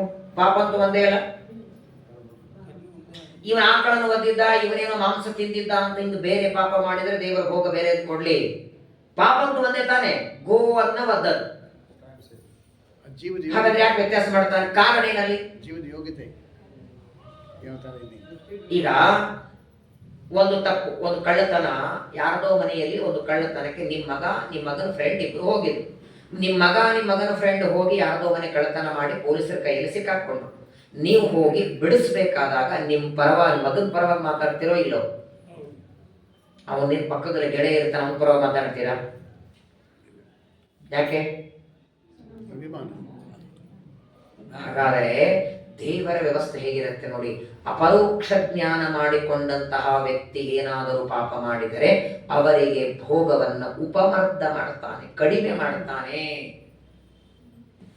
ಇದೆಲ್ಲ 5-10 ನಿಮಿಷದಲ್ಲಿ, ಅರ್ಧ ಗಂಟೆಯಲ್ಲಿ ಕೇಳೋದಲ್ಲ. ಇದೇ ಪ್ರತ್ಯೇಕ ಕರ್ಮಗಳ ಭೋಗ ಹೇಗೆ. ಇನ್ನೊಂದು ಪ್ರಶ್ನೆಯನ್ನ ಇಲ್ಲಿ ರುದ್ರದೇವ್ ಉಮಾದೇವಿ ಕೇಳುತ್ತಾಳೆ, ತುಂಬಾ ಮಹತ್ವದ ಪ್ರಶ್ನೆ. ನಮಗೇನು ಸುಖ ಮತ್ತು ದುಃಖಗಳ ಭೋಗ ಆಗತ್ತಲ್ಲ, ಸುಖ ಮೊದಲು ದುಃಖ ಆಮೇಲೆ, ದುಃಖ ಮೊದಲು ಸುಖ ಆಮೇಲೆ, ಎರಡು ಏಕಕಾಲಕ್ಕಾಗುತ್ತೋ, ಒಂದಾದ ಮೇಲೆ ಒಂದಾಗತ್ತೋ? ಏನ್ ಮಾತಾಡ್ತೀರಿ? ಪ್ರಾಕ್ಟಿಕಲ್ ಆಗಿ ನಿತ್ಯ ಅನುಭವಿಸುವ ನೀವೇ ಹೀಗೆ ಮಾತಾಡಿದ್ರೆ, ರುದ್ರದೇವರಂತ ಸುಖ ದುಃಖಗಳು ಏಕಕಾಲಕ್ಕೆ. ಪ್ರಪಂಚದೊಳಗೆ ಹಣ ಇದ್ರೆ ಸುಖವಾಗಿರ್ತಾರೆ ಅಂತ, ಹಣ ಇದ್ದವನೇ ದುಃಖದಲ್ಲಿರ್ತಾನೆ, ದರಿದ್ರ ಇದ್ದವನೇ ಸರ್ವಥಾ ತಪ್ಪು. ಸುಖ ದುಃಖಗಳು ಒಂದಾದ ಮೇಲೆ ಒಂದು ಇಲ್ಲ. ಆದರೆ ಆ ಸುಖ ದುಃಖಗಳಿಗೆ ಫಲ ಕೊಡೋದಕ್ಕೆ ಸ್ಥಾನಗಳ ಬೇರೆ ಇದೆ. ಸುಖ ಭೋಗಕ್ಕಾಗಿ ಸ್ವರ್ಗಲೋಕ, ದುಃಖಕ್ಕಾಗಿ ನರಕ. ಆ ಸ್ಥಾನಗಳು ಬೇರೆ. ಇನ್ನೊಂದು ಮಾತು ಹೇಳ್ತಾರೆ ರುದ್ರದೇವರು, ಈಗ ನಾವು ದೇಹ ಬಿಟ್ಟ ಮೇಲೆ ಯಮಲೋಕಕ್ಕೆ ಹೋಗ್ತೇವೆ. ಯಮಲೋಕಕ್ಕೆ ಹೋದ ಮೇಲೆ ನಮ್ಮ ಫೈಲ್ ಓಪನ್ ಮಾಡ್ತಾರೆ ಚಿತ್ರಗುಪ್ತರು, ಯಮದೂತರ ಮುಂದೆ ಇಡುತ್ತಾರೆ. 60-70 ವರ್ಷ ಈ ವ್ಯಕ್ತಿ ಇದ್ದ, 70 ವರ್ಷದೊಳಗೆ ಎಷ್ಟು ಸಲ ಪ್ರವಚನಕ್ಕೆ ಹೋಗಿರಿ, ಎಷ್ಟು ಸಲ ಮನೆಯಲ್ಲಿದ್ದೀರಿ, ಯಾವ ಏಕಾದಶಿ ತಿಂದಿರಿ, ಎಲ್ಲಿ ಮಲಗಿರಿ, ಯಾರಿಗೆ ಬೈದಿರಿ, ಯಾರಿಗೆ ಅಂದಿರಿ, ಮನಸ್ಸಿನಿಂದ ಯಾರಿಗೆ ಅಂದಿರಿ, ಯಾರ ಸೀರೆ ನೋಡಿ ಯಾರಿಗೆ ಬೈದಿರಿ, ಸುಡುಗಾಡ ಸೀರೆ ಅವ್ರು ನಮ್ಮಲ್ಲಿ ಇರಬಾರ್ದಂತ ಸೀರೆ, ಯಾರ್ದೋ ಸೀರೆ ನೋಡಿ, ಯಾರ್ದೋ ಕಾರಣ ನೋಡಿ, ಏನು ನೋಡಿ. ಈ ಚಿತ್ರಗುಪ್ತರು ನಾವು ಬರೆದ ಪುಣ್ಯ ಪಾಪ ಬರೀತಾರೆ ನೋಡಿ. ವಿಚಾರ ಮಾಡಿ, ಇಲ್ಲಿ ಕೂತವರೊಂದು 20-30-50 ಜನ ಅಲ್ಲ, ಇಡೀ ಜಗತ್ತಿನಲ್ಲಿರುವ ಅನಂತ ಜೀವರಾಶಿಗಳ ಪುಣ್ಯ ಪಾಪವನ್ನ ಚಿತ್ರಗುಪ್ತರು ಬರಿಬೇಕಾದ್ರೆ ಕೈ ನೋವೇನಂದ್ರೆ ಅವರಿಗೆ. ಗರುಡ ಪುರಾಣ ಹೇಳ್ತದೆ, ಅವರಿಗೆ ದೇವರು ಬರೆಯೋದಕ್ಕೆ ನೋಟ್ಬುಕ್ ಎಷ್ಟು ಕೊಟ್ಟಿದ್ದಾನೆ ಅಂದ್ರೆ 25,000 ಯೋಜನ ಅಗಲಿರತ್ತಂತೆ ನೋಟ್ಬುಕ್ ಅದು.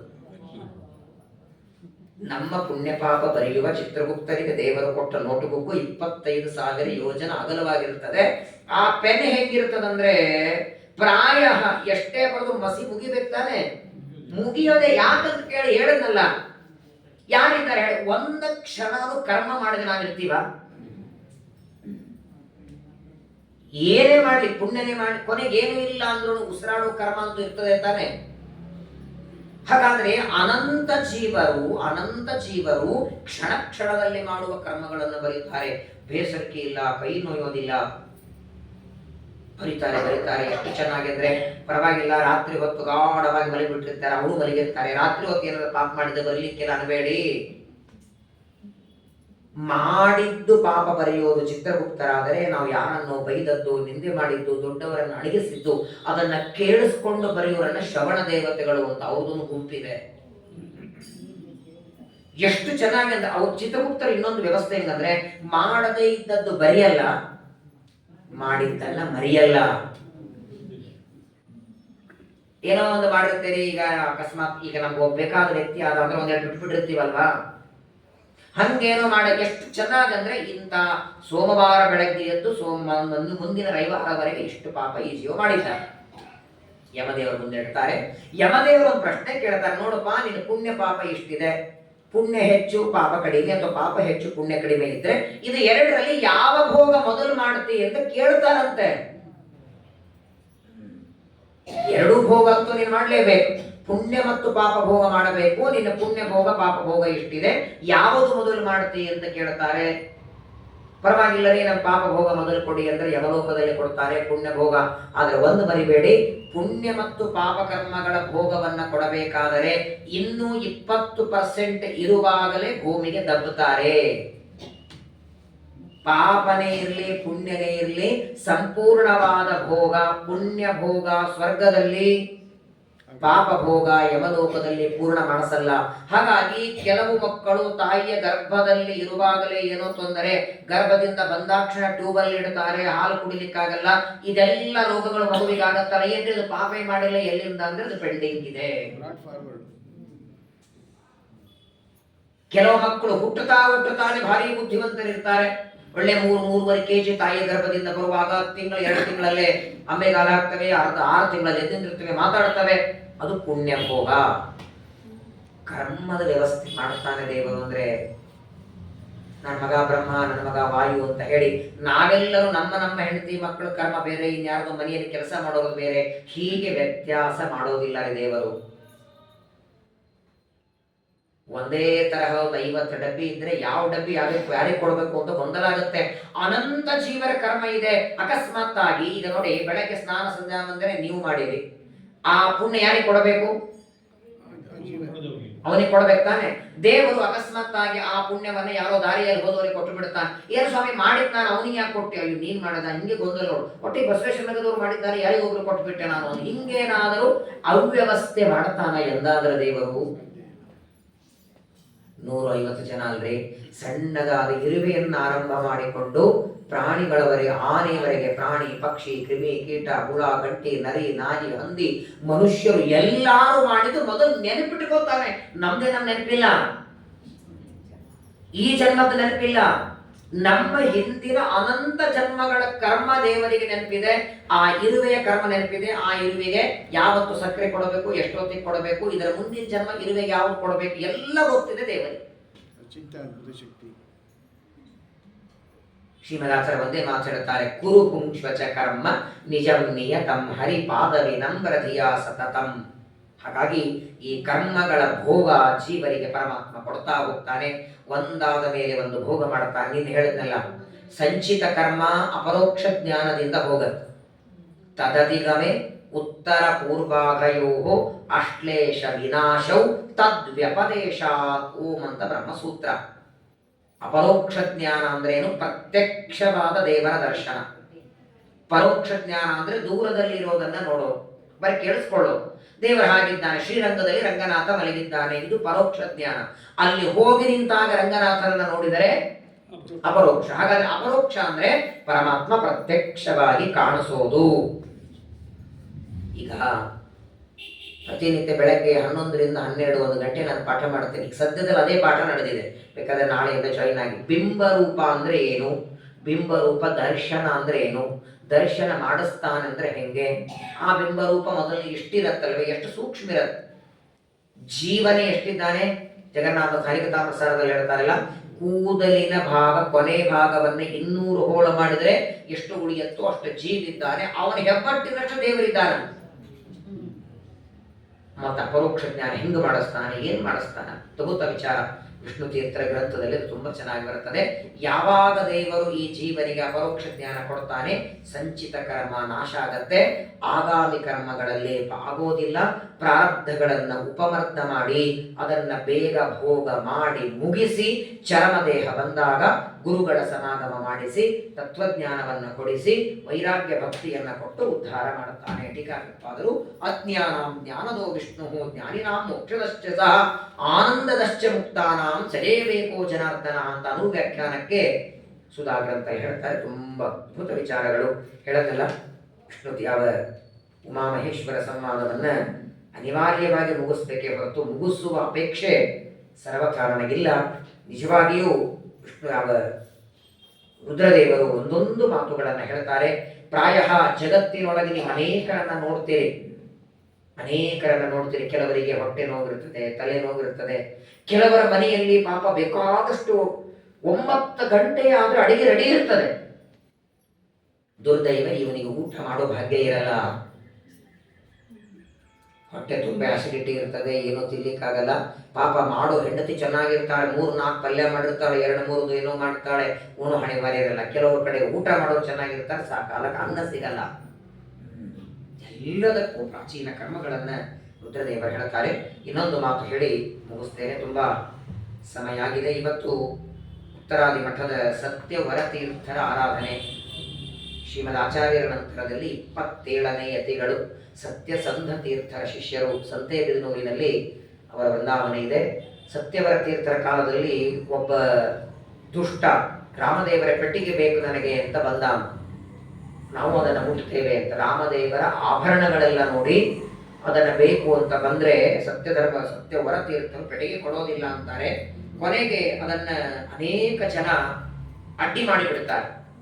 ರಾಮದೇವರನ್ನ ಮುಟ್ಟಿಸೋವರೆಗೆ ನೀವು ಊಟನೂ ಮಾಡೋ ಹಾಗಿಲ್ಲ ಅಂತ 21 ದಿನ ಉಪವಾಸ ಮಾಡ್ತಾರಂತ ಸತ್ಯವರ ತೀರ್ಥ. ಬೆಳಗ್ಗೆ ನಾನು ಪ್ರವಚನ ಮಾಡುವಾಗ ಅಲ್ಲಿ ಹೇಳ್ತಿದ್ದೆ, 12:30 ನಮ್ಮ ಪ್ರವಚನ ಶುರುವಾದಾಗ 12:30 ಆಗಿತ್ತು. ಅವ್ರ ಪಾಪ ಯಾರು ಹೇಳ್ತಾರಲ್ಲ ಸರ್, ಒಂದು 10 ನಿಮಿಷ ಅವ್ರು ಹೇಳೋಣ, 12:30 ಆಗಿದೆ, ಬೇಗ ಮುಗಿಸಿ. 12:30 ಆದ್ರೆ ನಮ್ಗೆ ತಾಳ್ಲಿಕ್ಕಿಲ್ಲ. ಅವ್ರು 21 ದಿನ ಉಪವಾಸ ಮಾಡಿದ್ದಾರೆ. ಮಹಾಜ್ಞಾನಿಗಳು, ತಪಸ್ವಿಗಳು, ಅವರ ಶಿಷ್ಯರೇ ಸತ್ಯ ಧರ್ಮ ತೀರ್ಥರು ಅಂತ ಹೊಳೆಬಂದೂರಿನಲ್ಲಿದ್ದಾರೆ. ಅಂತಹ ಗುರುಗಳ ಆರಾಧನೆ.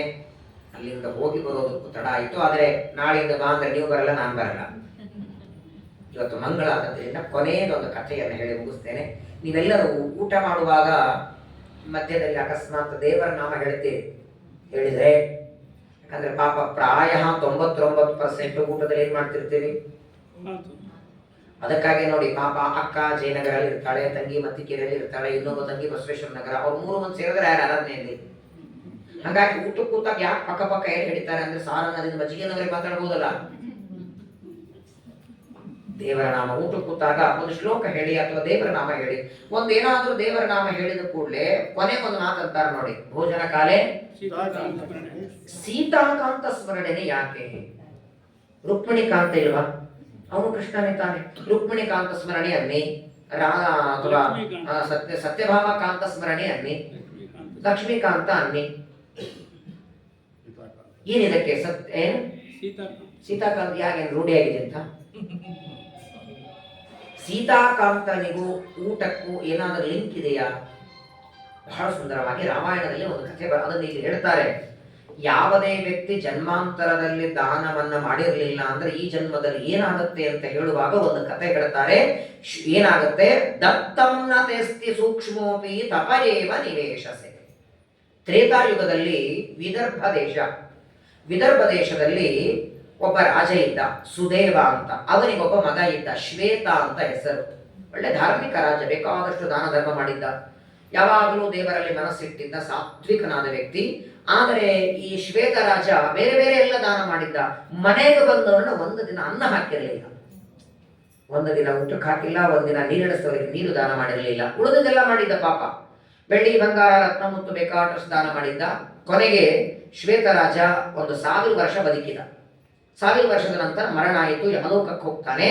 ಯಮಲೋಕದಲ್ಲಿ ಅವನಿಗೆ ಶಿಕ್ಷೆ ಆಯಿತು. ಕೇಳುತ್ತಾರೆ ಶ್ವೇತರಾಜ, ಯಾವ ತಪ್ಪಿಗೆ ಶಿಕ್ಷೆ ಕೊಡ್ತಿದ್ದೀರಿ? ಯಮದೇವರಂತಾರೆ, ನೋಡಪ್ಪ, ಬೇಕಾದಷ್ಟು ದಾನ ಧರ್ಮ ಮಾಡಿದ್ದಿ, ಬೆಳ್ಳಿ ಬಂಗಾರ ಎಲ್ಲ ಕೊಟ್ಟಿದ್ದಿ, ಆದರೆ ಕಲಿಯುಗದಲ್ಲಿ ಮಾನವನಿಗೆ ಅತ್ಯಂತ ಬೇಕಾದದ್ದೇ ಅನ್ನ. ಯಾಕಂದ್ರೆ ಕಲಿಯುಗ ಅನ್ನಗತ ಪ್ರಾಣ ಅಲ್ವೇ? 4 ಯುಗಗಳಲ್ಲಿ ಮಾಂಸಗತ, ರಕ್ತಗತ, ಅಸ್ಥಿಗತ ತ್ರೇತಾಯುಗದಲ್ಲಿ, ಕಲಿಯುಗದಲ್ಲಿ ಅನ್ನಗತ ಪ್ರಾಣ ಅನ್ನದಾನ ಮಾಡದೇ ಇದ್ದದರಿಂದ ಈ ದಂಡವನ್ನು ಕೊಡ್ತೇವೆ. ಉಳಿದೆಲ್ಲ ದಾನ ಮಾಡಿದ್ದಕ್ಕೆ ಸ್ವರ್ಗಕ್ಕೂ ನೀವು ಹೋಗಬಹುದು ಅಂದರು. ಸರಿ ಅಂತ ದಾನ ಮಾಡಿದ ಪುಣ್ಯದಿಂದ ಸ್ವರ್ಗಲೋಕಕ್ಕೆ ಬಂದ. ಸ್ವರ್ಗದಲ್ಲಿ ಬೇಕಾದ ಚೆನ್ನಾಗಿದ್ದ. ಸ್ವರ್ಗಲೋಕದಲ್ಲಿ ಹಸಿವೆ ಆಗತ್ತೋ ಇಲ್ಲೋ? ಹಾಗೆ ಆಗತ್ತೆ, ಆಗದೇನೋ? ಎಲ್ಲಾ ಲೋಕಗಳಲ್ಲಿ ಹಸಿವೆ ಆಗತ್ತೆ. ಸ್ವರ್ಗಲೋಕದಲ್ಲಿ ಶ್ವೇತರಾಜ ಇರುವಾಗ ತುಂಬಾ ಹಸಿವೆ ಆಯಿತು. ಕೇಳ್ತಾರಲ್ಲಿ ದೇವತೆಗಳಿಗೆ ಏನಾದ್ರೂ ತಿನ್ನೋದಕ್ಕೆ ಕೊಡಿ ಅಂತ. ಆಗ ದೇವತೆಗಳಂತಾರೆ, ನೀನೇ ಇಲ್ಲಿ ಬರಬೇಕಾದ್ರೆ ನಿನ್ನ ಶರೀರ ಬಿಟ್ಟು ಬಂದಿಯಲ್ಲ, ಸ್ಥೂಲ ಶರೀರ, ಆ ಶರೀರವನ್ನ ಯಾರೋ ನಿನ್ನ ಮಕ್ಕಳು ಸಂಸ್ಕಾರ ಮಾಡಿಲ್ಲ, ಶ್ರಾದ್ದ ಮಾಡಿಲ್ಲ, ಆ ಹೆಣ ಹಂಗೆ ಇದೆ, ಆ ಹೆಣಾನೇ ತಿನ್ನು ಹೋಗು ಅಂತ ಕಳಿಸಿದ್ರ. ಬಂದ ಅಂತ ಸ್ವರ್ಗಲೋಕದಿಂದ ಭೂಮಿಗೆ ಬಂದು ತನ್ನ ಹೆಣದ ಮಾಂಸ ತಿಂತಿದ್ದ. ಎಷ್ಟು ಭಯಾನಕ ಅಂದ್ರೆ, ತನ್ನದೇ ಹೆಣದ ಮಾಂಸವನ್ನ ತಾನು ತಿಂತಾ ಇದ್ದ. ಸ್ವರ್ಗದಲ್ಲಿದ್ರು ಕೆಲವರಿಗೆ ಅಂತಾರೆ ನೋಡಿ, ಏನ್ರಿ ಮನೆ ಏನು ತುಂಬಾ ಚೆನ್ನಾಗಿದೆ, ಬೇಕಾದಷ್ಟು AC ಗೀಸಿ ಇದೆ, ಮನೆ ಮುಂದೆ ಕಾರ್ ಇದೆ, ಏನಪ್ಪಾ ಸ್ವರ್ಗದಲ್ಲಿ ಇದ್ದಂಗಿದ್ದೀರಿ ಅಂತ. ಅವ್ರಿಗೆ ಗೊತ್ತಿದ್ದವರಿಗೆ 450 ಶುಗರ್ ಇರ್ತದೆ, ತಿನ್ಲಿಕ್ಕಿರಲ್ಲ, ಗತಿ ಇರಲ್ಲ, ಬೆಳಗಾದ ರಾತ್ರಿ ಕಷ್ಟ, ರಾತ್ರಿ ಕಷ್ಟ. ಕೆಲವರಿಗೆ ಪಾಪ ಈ ಶುಗರ್ ಹೆಚ್ಚಾದ್ರೆ 24 ಗಂಟೆಯೊಳಗೆ 12 ತಾಸು ಬಾತ್ರೂಮ್ದಾಗೆ ಇರ್ತಾರ. ಪದೇ ಹೋಗಿ ಅಲ್ಲೇ ಒಂದು ಕುರ್ಚಿ ಹಾಕೊಂಡು ಕೂಡು ಆಗಿರ್ತಾರೆ. ಆ ಕಷ್ಟ ಅವ್ರಿಗೆ ಗೊತ್ತಿರ್ತದೆ ಪಾಪ. ಮೇಲ್ನೋಟಕ್ಕೆ ಸ್ವರ್ಗ ಅನಿಸ್ತದೆ. ಶ್ವೇತರಾಜನಿಗೆ ಪಾಪ ಸ್ವರ್ಗದಲ್ಲಿದ್ದು ಹೆಣ ತಿರ್ಲಿಕ್ಕೆ ಬರ್ತಿದ್ದ. ಕೊನೆಗೆ ಒಂದಿನ ಸ್ವರ್ಗದಲ್ಲಿ ದೇವತೆಗಳಿಗೆ ಕೇಳ್ತಾನೆ, ಏನ್ ದೈವ ಇದು, ಸ್ವರ್ಗಕ್ಕೆ ಬಂದ್ರೆ ಹೆಣ ತಪ್ಪಲಿಲ್ಲಲ್ಲ, ಏನ್ ಮಾಡ್ಲಿ, ಇದಕ್ಕೆ ನಾನು ಏನ್ ತಪ್ಪು ಮಾಡಿದ್ದೀನಿ, ಯಾಕೆ ಹೀಗಾಗಿದೆ ಅಂದಾಗ, ತಪ್ಪಂತೂ ನೀನ್ ಮಾಡಿದ ದೊಡ್ಡ ತಪ್ಪು ಅನ್ನದಾನ ಮಾಡದೇ ಇರೋದು. ಸರಿ, ತಪ್ಪಾಗಿ ಪ್ರಾಯಶ್ಚಿತ್ತ ಹೇಳಿ ಅಂದಾಗ, ಆಗ ದೇವತೆಗಳಂತಾರೆ, ನೋಡು, ನೀನು ದೊಡ್ಡ ಒಂದು ಕೆಲಸ ಮಾಡು, ನೀನೇ ನಿನ್ನ ಕೈಯಾರೆ ಹೂವಿನಿಂದ ಒಂದು ಮಾಲೆ ಮಾಡು, ಆ ಮಾಲೆಯನ್ನ ರಾಮದೇವರ ಪಾದಕ್ಕೆ ನೀನು ಹಾಕು, ಆಗ ನಿನಗೆ ಹೆಣ ತಿನ್ನುವ ಈ ಕರ್ಮ ತಪ್ತದೆ, ಸುಗ್ರಾಸ ಊಟ ಸಿಗುತ್ತದೆ. ಆಗಂತಾನೆ ರಾಮದೇವರ ಪಾದಕ್ಕೆ ಹೂವಿನ ಹಾರ ನಾನು ಹೆಂಗ್ ಹಾಕ್ಲಿಕ್ಕೆ ಸಾಧ್ಯ ಅಂದ್ರೆ, ನೀನ್ ಹಾಕ್ಬೇಡ, ನೀನ್ ಹಾಕಿದ್ರು ತಗೊಳಲ್ಲ ಅವರು, ನೀನು ಅಗಸ್ತ್ಯರ ಕೈಯಲ್ಲಿ ಕೊಡು, ಅಗಸ್ತ್ಯರು ಒಯ್ದು ಪರಮಾತ್ಮನಿಗೆ ಅದನ್ನು ಸಮರ್ಪಣೆ ಮಾಡ್ತಾರೆ ಎಂದಾಗ ಸರಿ ಅಂತ ಹೂವಿನ ಮಾಲೆಯನ್ನ ಮಾಡಿ ಶ್ವೇತರಾಜ ಅಗಸ್ತ್ಯರಿಗೆ ಕೊಡ್ತಾನೆ. ಅಗಸ್ತ್ಯರು ರಾಮನ ಪಾದಕ್ಕೆ ಹಾಕ್ತಾರೆ. ದೇವರ ಪಾದಕ್ಕೆ ಹೂವಿನ ಮಾಲೆ ಬೀಳೋದೇ ತಡ. ಅವತ್ತಿನಿಂದ ಹೆಣ ತಿನ್ನೋದನ್ನು ತಪ್ಪಿಸಿದ, ಸುಗ್ರಾಸವಾದ ಊಟ ಸಿಕ್ಕಿತು ಅವತ್ತು ಶ್ವೇತರಾಜನಿಗೆ. ಆ ರಾಮದೇವರ ಪಾದಕ್ಕೆ ಹೂವು ಹಾಕಿದ್ದಕ್ಕೆ, ಊಟ ಸಿಕ್ಕಿದ್ದಕ್ಕೆ ರಾಮನ ಸ್ಮರಣೆ ಮಾಡ್ತಾ ಊಟ ಮಾಡ್ದ. ನಿಮಗೆಲ್ಲ ಸುಗ್ರಾಸ ಸಿಕ್ಕಾಗ ನೀವು ರಾಮನ ಸ್ಮರಣೆ ಮಾಡಿ. ಹಾಗಾಗಿ ಊಟ ಮಾಡುವಾಗ ಹಾಡಾಡಿದಾಗ ಸೀತಾಕಾಂತ ಸ್ಮರಣೆ ನಮಗೆ ನೆನಪೇ ಬರಲ್ಲ. ಸೀತಾಕಾಂತದ್ದು ಪಕ್ಕದಲ್ಲಿ ಕೂತವ್ರು ಹೇಳ್ತಾರೆ, ಬಾಸುಂದಿ ನಾವು ಮಾಡಿರ್ತೀವಿ ಮನೆಗೆ, ಹಿಂಗಾಗಿ ನೋಡ್ರಿ, ಅದು ಊಟ ಮುಗಿದ್ರೆ ಅದರದ್ದೇ ಚರ್ಚಾ. ಚಟ್ನಿ ನಾವು ಮನೆಗೆ ಮಾಡಿರ್ತೀವಿ, ಹೆಂಗ್ ಮಾಡ್ತಾರೆ ಅಡಿಗೆವ್ರು ಕೇಳಿದ್ರೆ, ಕೊತ್ತಂಬರಿ ಮೊದಲು ಹಾಕಿರ್ತಾರೆ, ಆಮೇಲೆ ಹಾಕಿರ್ತಾರೆ, ಅದರಲ್ಲೇ ಒಂದು ಅರ್ಧ ಗಂಟೆ. ಇಷ್ಟು ಪದಾರ್ಥ ಕೊಟ್ಟಿದ್ದಾನೆ. ಒಂದು ಸಲ ಹೋಗಿ ಕಬ್ಬನ್ ಪಾರ್ಕದ ಮುಂದೆ ಕೂತವರನ್ನ ನೋಡ್ರಿ, ನಮ್ಮನ್ನು ಒಂದು ತಟ್ಟೆ ತಗೊಂಡು ಕೂಡಿಸಿದ್ದ ಅಂದ್ರೆ ಹೋಗಿ ಬನ್ನಿ. ನಾಳೆ ಶುಕ್ರವಾರ, ಶನಿವಾರ, ರವಿವಾರ ದಿನ ಬೆಂಗಳೂರಲ್ಲಿ ದೊಡ್ಡ ಹಾಸ್ಪಿಟಲ್ ಇದೆ, ಇಲ್ಲಿ ES ಹಾಸ್ಪಿಟಲ್ ಇದೆ, ಅಪೋಲೋ ಹಾಸ್ಪಿಟಲ್ ಇದೆ. ನೀವೇನು ಪಾಪ ನೀವು ಆರೋಗ್ಯವಾಗಿದ್ದೀರಿ, ಬೆಳಗ್ಗೆ ಸ್ನಾನ ನಿಮ್ದೆಲ್ಲ ಊಟ ಮುಗಿಸ್ಕೊಂಡು ಸುಮ್ಮನೆ ಒಂದು ಹಿಂಗ್ ವಿಸಿಟ್ ಮಾಡಿ ಬನ್ನಿ. ICU ಒಳಗೆ ಹೋಗ್ಬೇಡಿ, ಆ ಹಾಸ್ಪಿಟಲ್ ಓಡಾಡಬೇಕು. ಎಂತೆಂತ ರೋಗಿಗಳಿದ್ದಾರೆ, ಎಲ್ಲೋ ಪಾಪ ಇನ್ನೆಲ್ಲೋ ಮೂಗಲ್ಲಿ ಪೈಪ್ ಹಾಕಿರ್ತಾರೆ, ಊಟ ಮಾಡಿ ಬರಲ್ಲ ಅಂತ. ಅಲ್ಲಿಂದ ಯಾರೋ ಮಕ್ಕಳು ಒಂದೊಂದು ಚಮಚ ಜ್ಯೂಸ್ ಹಾಕ್ತಿರ್ತಾರೆ, ಯಾರಿಗೂ ತಲೆನೋವು, ಕಣ್ಣು, ಯಾರಿಗೂ ಕೈ ಇಲ್ಲ, ಇಲ್ಲೆಲ್ಲೋ ಒಂದೆರಡು ಪೈಪ್ ಹಾಕಿರ್ತಾರೆ. ಅವರನ್ನೆಲ್ಲ ನೋಡಿ ಮನೆಗೆ ಬಂದು ದೇವರಿಗೆ ಒಂದು ನಮಸ್ಕಾರ ಮಾಡಿ 2 ತೂಟಕ್ಕಾಗಿ ಚೆನ್ನಾಗಿಟ್ಟು ಉಮಾಮಹೇಶ್ವರ ಸಂವಾದ ಶ್ರವಣ ಮಾಡಿಸ್ತೇಲ್ಲ ಸ್ವಾಮಿ, ನಿನ್ನ ಕಾರುಣ್ಯ ಅಂತ ನೆನೆಸ್ಕೊಳ್ರಿ. ಸುಖವಾಗಿ ಇಟ್ಟಿದ್ದಾನೆ ದೇವರು ನಮ್ಮನ್ನ. ನಮಗೂ ಒಂದೆರಡು ಪೈ ಹೊಟ್ಟೆಗೆ ಹಾಕಿ ಮಲಗಿಸಿದ್ದಾನೆ. ಯಾರು ಗೊತ್ತಿದ್ದಾರೆ ಪ್ರವಚನಕ್ಕೆ? ದೇವರ ಕಾರುಣ್ಯ ಅನಂತ. ಕಣ್ಣು ಮೂಗು ಕಿವಿ ಕೊಡೋದು ಮಾತ್ರವಲ್ಲ, ಇಂದ್ರಿಯಗಳನ್ನ ಕೊಟ್ಟು ಚೆನ್ನಾಗಿ ಇಟ್ಟು ಅದನ್ನು ಇಷ್ಟು ಚೆನ್ನಾಗಿ ನಮ್ಮನ್ನು ಅದನ್ನು ಉಪಯೋಗಿಸುವಂತೆ ಮಾಡುತ್ತಿದ್ದಾನೆ. ಹಾಗಾಗಿ ದೇವರೇ ಕೊಟ್ಟದ್ದು ಕೆರೆಗೆ ನೀರು ಕೆರೆಗೆ ಚೆಲ್ಲಿ ವರ ಪಡೆದದ್ದು ಯಾರು ಅಂತ ಹೇಳಿದಂತೆ ನಮ್ಮ ಪ್ರಾಚೀನ ಕರ್ಮಗಳಿಂದ ಸುಖ ದುಃಖ ಆಗತ್ತೆ ಅಂತಾದರೆ ಇನ್ನು ಮೇಲಾದರೂ ಆ ಕರ್ಮಗಳು ದೇವರ ಪ್ರೀತಿಯಾಗುವಂತೆ, ದೇವರ ಮೆಚ್ಚುವಂತಹ ಕರ್ಮಗಳು ನಾವೆಲ್ಲರೂ ಮಾಡೋಣ. ಕೊನೆಗೆ ಎಲ್ಲ ಕರ್ಮಗಳಿಗೆ ಕೊನೆಗೆ ಅಡ್ರೆಸ್ ಕೃಷ್ಣಾರ್ಪಣ ವಸ್ತು. ಪ್ರಾರಂಭದಲ್ಲಿ ಸಂಕಲ್ಪ, ಕೊನೆಗೆ ಕೃಷ್ಣಾರ್ಪಣ.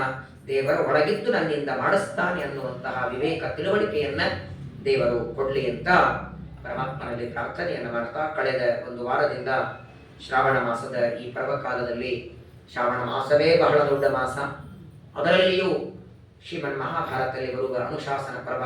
ನಾನು ಮೊನ್ನೆ ಒಂದು ಮಾತು ಹೇಳಿದ್ದೆ, ಜಗತ್ತಿಗೆ ಸೂರ್ಯ ಚಂದ್ರನ ಹೇಗೋ ಹಾಗೆ ಮಹಾಭಾರತದಲ್ಲಿ ಶಾಂತಿ ಪರ್ವ ಅನುಶಾಸನ ಪರ್ವ.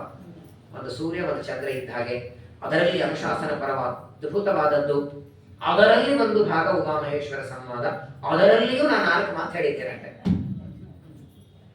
ಇನ್ನು ಉಮಾಮಹೇಶ್ವರ ಸಂವಾದ ತುಂಬಾ ಇದೆ, ಕಾದಷ್ಟಿದೆ. ಮತ್ತೆ ದೇವರು ಗುರುಗಳು ಯಾವಾಗ ಅನುಕೂಲ ಅವಕಾಶ ಮಾಡಿಕೊಡುತ್ತಾರೆ ಮತ್ತೊಮ್ಮೆ ಇದೇ ಅನುಶಾಸನ ಪರ್ವದ ಮುಂದಿನ ಭಾಗ ಬೇಕಾದರೆ ಮತ್ತೆ ಶ್ರವಣ ಮಾಡೋಣ. ಹೇಳದ್ನೆಲ್ಲ 9 ತಿಂಗಳು ಗರ್ಭದಲ್ಲಿ ಹೊತ್ತು ಹೆತ್ತು ಒಂದು 30 ವರ್ಷ ಸಾಕಿದ ಮಗಳನ್ನ ಗಂಡನ ಮನೆ ಕಳಿಸುವಾಗ ಆ ತಾಯಿಗೆ ಏನು ದುಃಖ ಆಗತ್ತಲ್ಲ, ಆ ದುಃಖ ಮಂಗಳ ಮಾಡೋ ನನಗಾಗ್ತಿದೆ. 9 ತಿಂಗಳ ತಾನೇ ಹೆತ್ತಿದ ಮಗಳನ್ನ ಕಳಿಸೋದ ಕರಳ ಕಿತ್ತಿ ಬರುತ್ತಲ್ಲ, ಹಂಗೆ ಎಷ್ಟು ಜನ ತುಂಬಿ ಸೇರಿರ್ತೀರಿ. ಆಯ್ತಲ್ಲ ಒಂದು ವಾರ. ನಿಜವಾಗಿಯೂ ಈ ಒಂದು ವಾರ ತುಂಬಾ ನೀವೇನು ಎಂಜಾಯ್ ಮಾಡಿರೋ ಗೊತ್ತಿಲ್ಲ, ನನಗಂತೂ ತುಂಬಾ ಆನಂದ ಆಗಿದೆ. ಮೊದಲನೇದಾಗಿ ಉಮಾಮಹೇಶ್ವರ ಸಂವಾದ, ಒಂದು ಮಹಾಭಾರತದ ಒಂದು ಶ್ಲೋಕ ಬಾಯಿಂದ ಹೇಳಬೇಕಾದ್ರೂ ಜನ್ಮಾಂತರದ ಪುಣ್ಯ ಬೇಕು. ಅದು ವಿಶೇಷವಾಗಿ ಶ್ರಾವಣ ಮಾಸದಲ್ಲಿ ಈ ಒಂದು ವಾರದವರೆಗೆ ಮಹಾಭಾರತದ ಅನುಶಾಸನ ಪರ್ವದ ಪ್ರವಚನವನ್ನ ಒಳಗಿದ್ದು ಗುರುಗಳು ದೇವರು ನುಡಿಸಿದ್ದು. ಪ್ರಾಯ ನಾವು ಯಾವುದಕ್ಕೂ ಅರ್ಹರಲ್ಲ, ಏನೋ ಒಂದೆರಡು ಮಾತಾಡ್ತೀವಂದ್ರೆ, ಈ ನಮ್ಮ ಮಕ್ಕಳು ಚಿಕ್ಕವರಿದ್ದಾಗ ಕಾರ್ ಡ್ರೈವರ್ ಸೀಟ್ ಮೇಲೆ ಕೂತ್ಕೊಂಡಿರ್ತದೆ ಸಣ್ಣ ಮಗು, ಏನೋ ಅದು ಕಾಟ, ನಾನು ಕಾರ್ ನಡೆಸುವಂಗಿರ್ಬೇಕು ಅಂತ. ಮಗು ಡ್ರೈವರ್ ಹಿಂಗೆ ಮಾಡ್ತಿರ್ತದೆ, ಹಿಂದಿನಿಂದ ಅಪ್ಪ ಅಮ್ಮ ಒತ್ತಿರ್ತಾರೆ ಕಾರನ್ನು, ಹಿಂದಿನಿಂದ ಒತ್ತಿರ್ತಾರೆ, ಮುಂದಿನಿಂದ ನೋಡೋರಿಗೆ ಏನು ಅನಿಸ್ತದೆ? ಹಂಗಿದೆ. ನಾವು ಮಗು ಇಲ್ಲಿ ಕೂತಿದ್ದೀವಿ, ನಮ್ಮ ಸ್ವಾಮಿಗಳು ನಿಂತು ಒತ್ತಿದ್ದಾರೆ, ಸತ್ಯಾತ್ಮತೆ ಇರ್ತಾರೆ, ಆರಂಭ ಮಾಡಿ ಅವರೆಲ್ಲರೂ ಒಳಗಿದ್ದು ಒಂದೆರಡು ಮಾತು ನುಡಿಸ್ತಿರ್ತಾರೆ, ನಾವು ಮಗುವಾಗಿ ಇಲ್ಲಿ ಕೂತಿರ್ತೀವಿ ಅಷ್ಟೇ. ಹಾಗಾಗಿ ಇದೆಲ್ಲವೂ ಏನೋ ಒಂದೆರಡು ಮಾತು ಹೇಳಿದರೆ ಕೇವಲ ಗುರುಗಳ ಅನುಗ್ರಹ, ಅವರ ಆಶೀರ್ವಾದ. ವಿದ್ಯೆಯನ್ನು ಕೊಟ್ಟಂತಹ ಮಣ್ಣೂರಾಚಾರ್ಯರು ಹಾಗೂ ಮಾಹುಲಿ ಆಚಾರ್ಯರು ಪ್ರವಚನ ಮಾಡುವುದಕ್ಕೆ ನನಗೆ ದೊಡ್ಡದಾದ ಸ್ಫೂರ್ತಿ ಅಂದರೆ ನಮ್ಮ ಸ್ವಾಮಿಗಳು. ಅವರ ಮುಂದೆ ಹೇಳುವ ಒಂದು ಸೌಭಾಗ್ಯನೂ ಸಿಕ್ಕಿತ್ತು. ಅನೇಕ ಬಾರಿ ಸ್ವಾಮಿಗಳ ಮುಂದೆ ಹೇಳೋ ಸೌಭಾಗ್ಯ. ಒಂದ್ಸಲ ಅಂತೂ 50 ದಿನ ರಾಮದೇವರ ಸನ್ನಿಧಾನದಲ್ಲಿ ಚಾತುರ್ಮಾಸದಲ್ಲಿ ಲಾತೂರಲ್ಲಿರುವಾಗ ಮರಾಠಿಯಲ್ಲಿ ಭಾಗವತ ಹೇಳ್ತಿದ್ದೆ. ಸ್ವಲ್ಪ ಮರಾಠಿ ಸಂಸ್ಕಾರ ಇತ್ತು. ನಾನೇನೋ ಒಂದಿನ ಪ್ರವಚನ ಮಾಡಿ ಮುಗಿಸ್ಬಿಡೋಣ, ಮೊದಲನೇ ದಿನ ಯಾರೂ ಇಲ್ಲ ಪ್ರವಚನ ಮಾಡು ಅಂದ್ರು. ರಾಮದೇವರ ಪೂಜಾ ಕಾಲದಲ್ಲಿ ಒಂದೆರಡು ಮಾತು ಹೇಳಿದೆ. ಅವತ್ತು ಮಧ್ಯಾಹ್ನ ಸ್ವಾಮಿಗಳು ಕರೆದು ಹೇಳಿದ್ರು, 50 ದಿನ ನೀ ಹೇಳಬೇಕು, ನಾನು ಕೇಳಬೇಕು, ನಾನು ಸ್ನಾನ ಮಾಡಿ ಬಂದ್ಮೇಲೆ ನೀವು ಶುರು ಮಾಡು ಅಂತ. ಸರಿಯಾಗಿ ಸ್ನಾನಗಳು ಬಂದ ತಕ್ಷಣ ಶುರು ಮಾಡಬೇಕು, ಅಭಿಷೇಕಕ್ಕೆ ನಿಲ್ಲಿಸಬೇಕು. ಆದರೆ ಪ್ರತಿನಿತ್ಯ ಸ್ವಾಮಿಗಳು ಪೂಜೆ ಆದ ಮೇಲೆ, ರಾಮದೇವರ ಪೂಜಾ ಭಿಕ್ಷೆ ಆದ ಮೇಲೆ ಸ್ವಾಮಿಗಳು ಮಲಗೋದಕ್ಕೆ ಹೋದಾಗ ಪಾದ ಸೇವೆ ಮಾಡ್ಲಿಕ್ಕೆ ಹೋದ್ರೆ ಮಲಗಿದವರು ಎದ್ದು ಕೊಡ್ಬೇಕು. ನಾನು ಹೋದ್ರೆ ಎದ್ದು ತಲೆ ಮೇಲೆ ಕೈ ಆಡಿಸಿ, ಬೆನ್ನ ಮೇಲೆ ಕೈ ಆಡಿಸಿ, ಒಳ್ಳೆ ತುಂಬಾ ಚೆನ್ನಾಗಿ ಹೇಳ್ತೇಪ್ಪ, ಶ್ರೀಮದ್ ಆಚಾರ್ಯರ ವಾಕ್ಯಗಳೆಲ್ಲ ಚೆನ್ನಾಗಿ ಹೇಳ್ತೆ, ಹಿಂಗೆ ಅಭಿವೃದ್ಧಿಯಾಗಲಿ, ಅವರ ಆಶೀರ್ವಾದವೇ ಇವತ್ತು ಒಂದೆರಡು ಮಾತುಗಳು ನಮ್ಮಿಂದ ನುಡಿಸ್ತಾ ಇದೆ. ಅಂತಹ ಎಲ್ಲ ಗುರುಗಳ ಅನುಗ್ರಹದಿಂದ ಈ ಒಂದೆರಡು ಮಾತುಗಳನ್ನ ನಿಮ್ಮೆದುರಿಗೆ ಹೇಳುವ ಪ್ರಯತ್ನ ಮಾಡಿದ್ದೇನೆ. ಈ ಪ್ರವಚನಕ್ಕೆ ಬಹಳ ದೊಡ್ಡದಾದ ಒಂದು ಸ್ಫೂರ್ತಿ ಅಥವಾ ಈ ಪ್ರವಚನ ನಡೆಯುವುದಕ್ಕೆ ದೊಡ್ಡ ಕಾರಣರು ನಮ್ಮ ವಿಠ್ಠಲ ಇನಾಮದಾರರು. ಬಹಳ ಅವರನ್ನು ನೋಡಿದ್ರೆ ಒಂದು ಸ್ಫೂರ್ತಿ ಬರ್ತದೆ. ಪ್ರಾಯ ಜಗತ್ತೊಳಗೆ ಯಾರ್ಯಾರನ್ನ ನೋಡಿ ಏನೇನೋ ಕಲಿ ಅಂತಾರಲ್ಲ, ಯಾರ್ಯಾರನ್ನ ನೋಡಿ ಏನೇನು ಕಲಿಬೇಕು ಅಂತ. 80 ವರ್ಷ ಆದರೂ ಅವರನ್ನು ನೋಡಿದರೆ ದೇವರಿಗೆ ನಾನು ಇದನ್ನೇ ಬಿಡ್ಕೊಳ್ತೀನಿ, ನನಗೂ 80 ವರ್ಷ ಇಡು ಅಂತ. ಅದ್ರ ಮುಂದೆ ಬೇಡ, 80 ವರ್ಷದ ಇಡು. ನಾನು ವಿಠ್ಠಲರಾವ್ ಹಂಗೆ ಸ್ನಾನ ಗಿನ ಮಾಡಿ ತೀರ್ಥಯಾತ್ರೆ ಮಾಡಿಕೊಂಡು ಅವರಂಗೆ ಗಟ್ಟಿರೋ ಪ್ರಯತ್ನ ಬರಲ್ಲ. ಇದು ಇದೇ ರುದ್ರದೇವರು ಹೇಳ್ತಾರೆ, ಆ 30, 40, 45 ಆದ್ರೇನೆ ಮುಗೀತು. ಇಷ್ಟು ಮಾತ್ರ ತಿನ್ನೋದು ಮೊದಲು, ಮಾತ್ರ ಬಲಂ, ಆ ಮಾತ್ರೆಗಳು ತಿನ್ನೋದು, ಎಲ್ಲೆಲ್ಲೋ ಮಲ್ಬೋದು. ಕೆಲವರಿಗೆ ಪಾಪ ನಾವೆಷ್ಟು ನಮ್ಮ ಯಾತ್ರೆಗಳಲ್ಲಿ ಬಂದಿರ್ತಾರಲ್ಲ, ನಮ್ಮ ನೋಡಿ ಅನುಭವ, ನಾವು ಅದಕ್ಕೆ ಒತ್ತಾಯ ಮಾಡಲ್ಲ. ನದಿ ಸ್ನಾನ ಮಾಡಿ ಅಂತ ಮಾಡ್ಲಿಕ್ಕಾಗಲ್ಲ, ಕೆಲವರಿಗೆ ತಣ್ಣೀರು ಸ್ನಾನ ಆಗಲ್ಲ, ಕೆಲವರಿಗೆ ಕೂತ್ಕೊಂಡು ಸಾಧು ಮಾಡ್ಲಿಕ್ಕಾಗಲ್ಲ. ಅಲ್ಲ, ತಪ್ಪು ಅಂತ ಹೇಳ್ತಿಲ್ಲ, ಅದೊಂದು ಗಾಡ್ ಗಿಫ್ಟ್ ಅಂತಾರಲ್ಲ. 80 ವರ್ಷ ಆದ್ರೂ ತಮ್ಮ ದೇಹವನ್ನ ಚೆನ್ನಾಗಿ ಇಟ್ಕೊಂಡಿದ್ದಾರೆ. ಈಗಲೂ ಸ್ಕೂಟಿ ನಡ್ಸ್ಕೊಂಡು ಬರ್ತಿರ್ತಾರೆ. ನಾನು ಅದೇ ಹೇಳ್ತೀನಿ, ಚೆನ್ನಾಗಿ ದೋತರ ಗಿಟ್ಟ ಉಟ್ಕೊಂಡು ಒಂದು ಕಲ್ಯಾಣ ನೋಡ್ಬೋದೇನೋ. ಸೊಸೆಂದ್ರು, ಮಕ್ಕಳು, ಮೊಮ್ಮಕ್ಕಳು, ಮರಿ ಮೊಮ್ಮಕ್ಕಳು ಆಗಿದ್ದಾರೆ. ದೇವರ ಅನುಗ್ರಹ ಅವರಿಗೂ ಅವರ ಎಲ್ಲ ಕುಟುಂಬಕ್ಕೂ ತುಂಬಾ ಸಂತೋಷ ಆಗುತ್ತೆ. ದೇವರು ಬೆಂಗಳೂರಲ್ಲಿ ಒಂದು ಸೈಟ್ ಸಿಗೋದೇ ತುಂಬಾ ಕಷ್ಟ. ಅಂತದ್ರೊಳಗೆ ಇದನ್ನ ಕಟ್ಟಿಸಿ, ಇದನ್ನು ಕೇವಲ ಈ ತರಹದ ಧಾರ್ಮಿಕ ಕಾರ್ಯಕ್ರಮಕ್ಕಾಗಿ ಒಂದು ಹಾಲನ್ನು ಕಟ್ಟಿ ಎಲ್ಲ ಅಣ್ಣ ತಮ್ಮಂದರು ಸೇರಿದರೆ ಮಾಡ್ತಿದ್ದಾರೆ. ತುಂಬಾ ಸಂತೋಷ. ಪ್ರಪಂಚದೊಳಗೆ ಯಾವ ಒಂದು ಗಿಡ ಹಚ್ಚಿದ್ರೆ ನೀರು ಹಾಕುವವರೆಗೆ ಇರತ್ತೆ, ಬಾಡಿ ಹೋಗುತ್ತೆ. ಎಲ್ಲವೂ ಇವತ್ತಿಲ್ಲ ನಾಳೆ ಶಾಶ್ವತ ಉಳಿಯುವುದು ನಾವು ಮಾಡಿದ ಪಾಠ, ಪ್ರವಚನ, ಜ್ಞಾನ ಕಾರ್ಯ, ಜನ್ಮ ಜನ್ಮಗಳವರೆಗೂ ಜೊತೆಗೆ ಬರುವ ಸಂಪತ್ತು ಅಂದ್ರೆ ಅದು ಜ್ಞಾನ ಕಾರ್ಯ. ಅಂತಹ ಜ್ಞಾನ ಕಾರ್ಯಕ್ಕಾಗಿ, ಪಾಠ ಪ್ರವಚನಕ್ಕಾಗಿ ಇದೊಂದು ಹಾಲು ಮಾಡಿ ಯಾವಾಗಲೂ ಇಲ್ಲಿ ಉಪನ್ಯಾಸಗಳು ನಡೆಸ್ತಿರ್ತಾರೆ. ನನಗೂ ಇದಕ್ಕೂ ಮುಂಚೆ ಒಂದ್ಸಲ ಕರೆದಿದ್ರು, ಅನಿವಾರ್ಯದಿಂದ ಬರ್ಲಿಕ್ಕಾಗಿರ್ಲಿಲ್ಲ. ಇದು ಕರ್ಮಧರ್ಮ ಸಂಯೋಗ ಶ್ರಾವಣ ಮಾಸ ಬರಲಿಕ್ಕೆ ಉಮಾಮಹೇಶ್ವರ ಸಂವಾದವೇ ಮಾಡಿ ಅಂತ ಅವರು ಹೇಳೋದಕ್ಕೆ ವಿಶೇಷವಾಗಿ ಈ ಮಾಸದಲ್ಲಿ ಹೇಳೋ ಭಾಗ್ಯ ನನಗೆ ಸಿಕ್ಕಿತು. ನಮ್ಮ ವಿಠ್ಠಲದವರಿಗೂ, ಅವರ ಕುಟುಂಬದವರಿಗೂ, ಅವರ ಸೊಸೆ ತುಂಬ ಹೇಳ್ತಿರ್ತಾರೆ ಸೊಸೆ ಬಗ್ಗೆ ಅವರು. ಪ್ರಾಯ ನಾನು ಯಾವಾಗಲೂ ಹೇಳ್ತಿಲ್ಲ, ಮದುವೆ ಆಗದಿದ್ರೆ ಆಗಿಲ್ಲ ಅಂತ ಒಂದೇ ದುಃಖ. ಮದುವೆ ಮಾಡ್ಕೊಂಡು ಹೆಂಡತಿ ಹೋದ ಮೇಲೆ ಆ ದುಃಖ ಹೇಳಲಿಕ್ಕಾಗಲ್ಲ. ಯಾಕಂದ್ರೆ ಅವ್ರದಿಬ್ಬರ ಬಾಂಡಿಂಗು, ಅಟ್ಯಾಚ್ಮೆಂಟ್ ಬೇರೆಯವ್ರಿಗೆ ಬರಲ್ಲ. ತಮ್ಮ ಪಾಪ ಮನೆಯವರು ಹೋದ್ರು ಇವತ್ತು ನಮ್ಮ ಬಿಟ್ಟರೆ ಆರಾಮಿದ್ದಾರೆ ಅಂದ್ರೆ ಅವ್ರ ಸೊಸೆ ಕಾರಣ. ಸಕಾಲಕ್ಕೆ ವಾಸ್ತವಿಕ ಯಾವ ಸೊಸೆ ವಾಸ್ತವಿಕವಾಗಿ ತಮ್ಮ ತಂದೆ ತಾಯಿಗಳನ್ನು ಮಾಡೋ ಸೊಸೆಂದಿರಿದ್ದಾರೆ, ಮಾವನನ್ನು ತಂದೆ ತರ ನೋಡ್ಕೊಳ್ಳುವಂತ ಸೊಸೆಂದರು ಸಿಗೋದು ತುಂಬಾ ಇದೆಲ್ಲ ನೋಡಿ ಪುಣ್ಯದಿಂದ ಸಿಗೋದಲ್ಲ. ಮಾತು ಕೇಳೋ ಮಕ್ಕಳು, ಒಳ್ಳೆ ಸೊಸೆಂದ್ರು, ಸಕಾಲದಲ್ಲಿ ದೇವರ ಪೂಜೆ ಮಾಡಲಿಕ್ಕೆಲ್ಲ ಅನುಕೂಲತೆ, ಇದೆಲ್ಲ ಜನ್ಮಾಂತರದ ಪುಣ್ಯದಿಂದ ದೇವರು ಕೊಡ್ತಾರೆ. ಜನ್ಮಾಂತರದಲ್ಲಿ ಪುಣ್ಯ ಮುಖ್ಯವಾಗಿ ಅವರ ತಾಯಿಯವರ ಆಶೀರ್ವಾದ ಅವರ ತಲೆ ಮೇಲಿದೆ. ಪ್ರಪಂಚದಲ್ಲಿ ಎಲ್ಲದಕ್ಕಿಂತ ದೊಡ್ಡದು ತಾಯಿ ಆಶೀರ್ವಾದ, ತಂದೆ ತಾಯಿಗಳ ಆಶೀರ್ವಾದ ಇದೆ. ವಿಶೇಷವಾಗಿ ನಮ್ಮ ವಿಠ್ಠಲಿ ರಾಮದಾರ್ ಅವರಿಗೆ ಈಗ 80 ಅಂತಾರೆ, 100 ವರ್ಷಕ್ಕೂ ಮತ್ತೆ ನಾನು ಬರ್ಬೇಕು ಅವರ 100ನೇ ವರ್ಷಕ್ಕೂ ಇಲ್ಲೊಂದು ಕಾರ್ಯಕ್ರಮ ಮಾಡ್ಬೇಕು. ಮತ್ತೆ ಅವ್ರು ಬೇಡ ಅಂತಾರೆ, ಅವರ ತಾಯಿಯವರು 100 ವರ್ಷ ಇದ್ದಾರೆ, ಅವರಿಗೂ 100 ವರ್ಷ ಕೊಡಿ. 100ನೇ ವರ್ಷಕ್ಕೆ ಮತ್ತೆ ಇಲ್ಲಿ ಬಂದು ಒಂದು ವಾರವರೆಗೆ ಮಾರ್ಕಂಡೇಯ ಪುರಾಣವನ್ನ ಚಿರಂಜೀವಿ ಆಗಲಿ ಅಂತ ದೇವರಿಗೆ ಪ್ರಾರ್ಥನೆಯನ್ನು ಮಾಡ್ತಾ, ವಿಶೇಷವಾಗಿ ನೀವೆಲ್ಲರೂ ಪಾಪ ಕೂತ್ಕೊಂಡು ಶ್ರವಣ ಮಾಡಿದ್ದೀರಿ. ನಿಮ್ಮೆಲ್ಲರಿಗೂ ದೇವರು ಅಭಿನಂದನೆ ಹೇಳಲ್ಲ, ಯಾಕಂದ್ರೆ ಪುಣ್ಯ ಎಲ್ಲ ಹೋಗಿಬಿಡ್ತದೆ. ಪಾಪ ನಿಮ್ಮೆಲ್ಲರಿಗೂ ಇಂತಹ ಕೆಲಸಗಳು. ನನಗೆ ಬೆಂಗಳೂರಲ್ಲಿ ಒಂದು ಬಿರುದೇ ಕೊಟ್ಟಿದ್ದಾರೆ, ಟೈಮಿಗೆ ಬರದೇ ಇರೋ ಆಚಾರ. ನಾನು ಅದನ್ನು ಫಾಲೋ ಮಾಡ್ತಿರ್ತೀನಿ. ಅದಕ್ಕೆ ನೀವೇನೇ ಅನ್ಕೊಳ್ಳಿ, ವೈಯಕ್ತಿಕ ನಾನು ಕೆಲವೊಂದು ನಾನು ಹೇಳಿಕ್ಕಾಗಲ್ಲ, ಬರಬಾರದು ಅಂತೇನಿಲ್ಲ, ಏನೋ ಆಗತ್ತೆ. ಆದ್ರೂ ಪಾಪ ಮನಸ್ಸಲ್ಲಿ ಏನು ಬರ್ಕೊಂಡ್ರು ಪರವಾಗಿಲ್ಲ, ನೀವು ಪರವಾಗಿಲ್ಲ, ಅನಿವಾರ್ಯ. ಕೆಲವು ಯಾವತ್ತೂ ನಾನು 6:30 ಬಂದಿಲ್ಲ, ನಾನೇ ಹೇಳ್ತೀನಿ. 6:30 ಅಂತ 7:30 ಅಂತ ಬರೀ ಬೋರ್ಡ್ ಮೇಲೆ ಟೈಮಿಂಗ್ ಅಷ್ಟೇ. ಹಾಗಾಗಿ ನಾನು ಎಂದೂ 6:30 ಬಂದಿಲ್ಲ. ಆದ್ರೂ ಮನಸ್ಸಲ್ಲಿ ಏನಿದ್ರು ಹೊರಗೆ ಮಾತ್ರ ನೀವು ಅದು ತೋರಿಸ್ಕೊಳ್ಳದೆ ಈ ಕೂತ್ಕೊಂಡು ತಾಳ್ಮೆಯಿಂದ ಶ್ರವಣ ಮಾಡಿದ್ದೀರಿ. ರುದ್ರದೇವರ, ಪಾರ್ವತಿ ದೇವಿ ಅನುಗ್ರಹ ನಿಮ್ಮೆಲ್ಲರ ಮೇಲಾಗಲಿ. ನಿಮಗೂ, ನಿಮ್ಮ ಮಕ್ಕಳಿಗೂ, ನಿಮ್ಮ ವಂಶದಲ್ಲಿ ಬರುವಂತಹ ಮಕ್ಕಳಿಗೂ ಸದ್ಬುದ್ಧಿ ಬರಲಿ, ಸತ್ಕರ್ಮಗಳ ಮಾಡುವಂತ ಭಾಗ್ಯ ಬರಲಿ, ದುಶ್ಚಟಗಳಿಂದ ಮಕ್ಕಳ ದೂರ ಆಗಲಿ. ಏನು ಬೇಡ, ಈ ಉಮಾಮಹೇಶ್ವರ ಸಂವಾದದ ಪ್ರವಚನ ಕೇಳಿದ್ದಕ್ಕೆ ನಿಮ್ಮ ಮಕ್ಕಳು ಸನ್ಮಾರ್ಗದಲ್ಲಿ ಬಂದರೂ ಸಾಕು. ತಂದೆ ತಾಯಿಗಳ ಮಾತು ಕೇಳಬೇಕು, ದುಶ್ಚಟಗಳ ದೂರ ಆಗಬೇಕು. ದೇವರು ಈ ಜನ್ಮ ಕೊಟ್ಟಿದ್ದಾರೆ, ಕೊನೆ ಪಕ್ಷ ಒಂದು ನಮಸ್ಕಾರ ದೇವರಿಗೆ ಮಾಡಬೇಕು ಅನ್ನೋ ಬುದ್ಧಿ ಮಕ್ಕಳಿಗೆ ಬಂದ್ರು. ಇವತ್ತು ನಮಸ್ಕಾರ ಮಾಡ್ಲಿ ಅವರು, ನಾಳೆ ಅವರನ್ನ ಹೆಂಗ್ ದಾರಿ ತರಬೇಕು ದೇವರಿಗೆ ಗೊತ್ತಿದೆ. ಎಂತೆಂಥವ್ರನ್ನ ದಾರಿ ತರ್ತಾನವ, ನಮ್ಮವರೇನ್ರಿ ಬ್ರಹ್ಮದೇವರನ್ನ ದಾರಿ ತರಲಿಲ್ವಾ? ಅವರ ಇಚ್ಛೆಗೆ ಬಂತು ಅಂದ್ರೆ ಎಂಥ ನಾಸ್ತಿಕರನ್ನು ಆಸ್ತಿಕ ಮಾಡುತ್ತಾನೆ. ಹಾಗಾಗಿ ಸದ್ಬುದ್ಧಿಯನ್ನು ನಮ್ಮ ಮಕ್ಕಳಿಗೆ ಕೊಟ್ಟು ನಾಳೆ ಅವರು ಈ ಪ್ರವಚನಕ್ಕೆ ಬರೋ ಹಾಗೆ, ನೀವೆಲ್ಲ ಇವತ್ತು ಬಂದಾಗೆ ನಿಮ್ಮ ಮಕ್ಕಳು ಮೊಮ್ಮಕ್ಕಳು ಈ ರೀತಿ ಮಹಾಭಾರತ ಪ್ರವಚನಕ್ಕೆ ಬರುವಂತೆ ನಿಮ್ಮ ಎಲ್ಲ ವಂಶದವರಿಗೂ ದೇವರು ಭಾಗ್ಯವನ್ನು, ಅನುಗ್ರಹವನ್ನು ಮಾಡಲಿ ಅಂತ ಹೇಳ್ತಾ, ಈ ಒಂದು ವಾರದಿಂದ ನಡೆದಂತಹ ಉಮಾಮಹೇಶ್ವರ ಸಂವಾದ ಪ್ರವಚನವನ್ನ ಉಮಾದೇವಿ, ರುದ್ರದೇವರ ಅಂತರ್ಯಾಮಿಯಾದ ನಮ್ಮ ಕುಲಸ್ವಾಮಿಯಾದ ಲಕ್ಷ್ಮೀ ನರಸಿಂಹದೇವರ ಪಾದಗಳಲ್ಲಿ ಸಮರ್ಪಣೆಯನ್ನು ಮಾಡ್ತೇನೆ. ಅಕ್ಷಯಂ ಕರ್ಮ ಯಸ್ಮಿನ್ ಪರೇ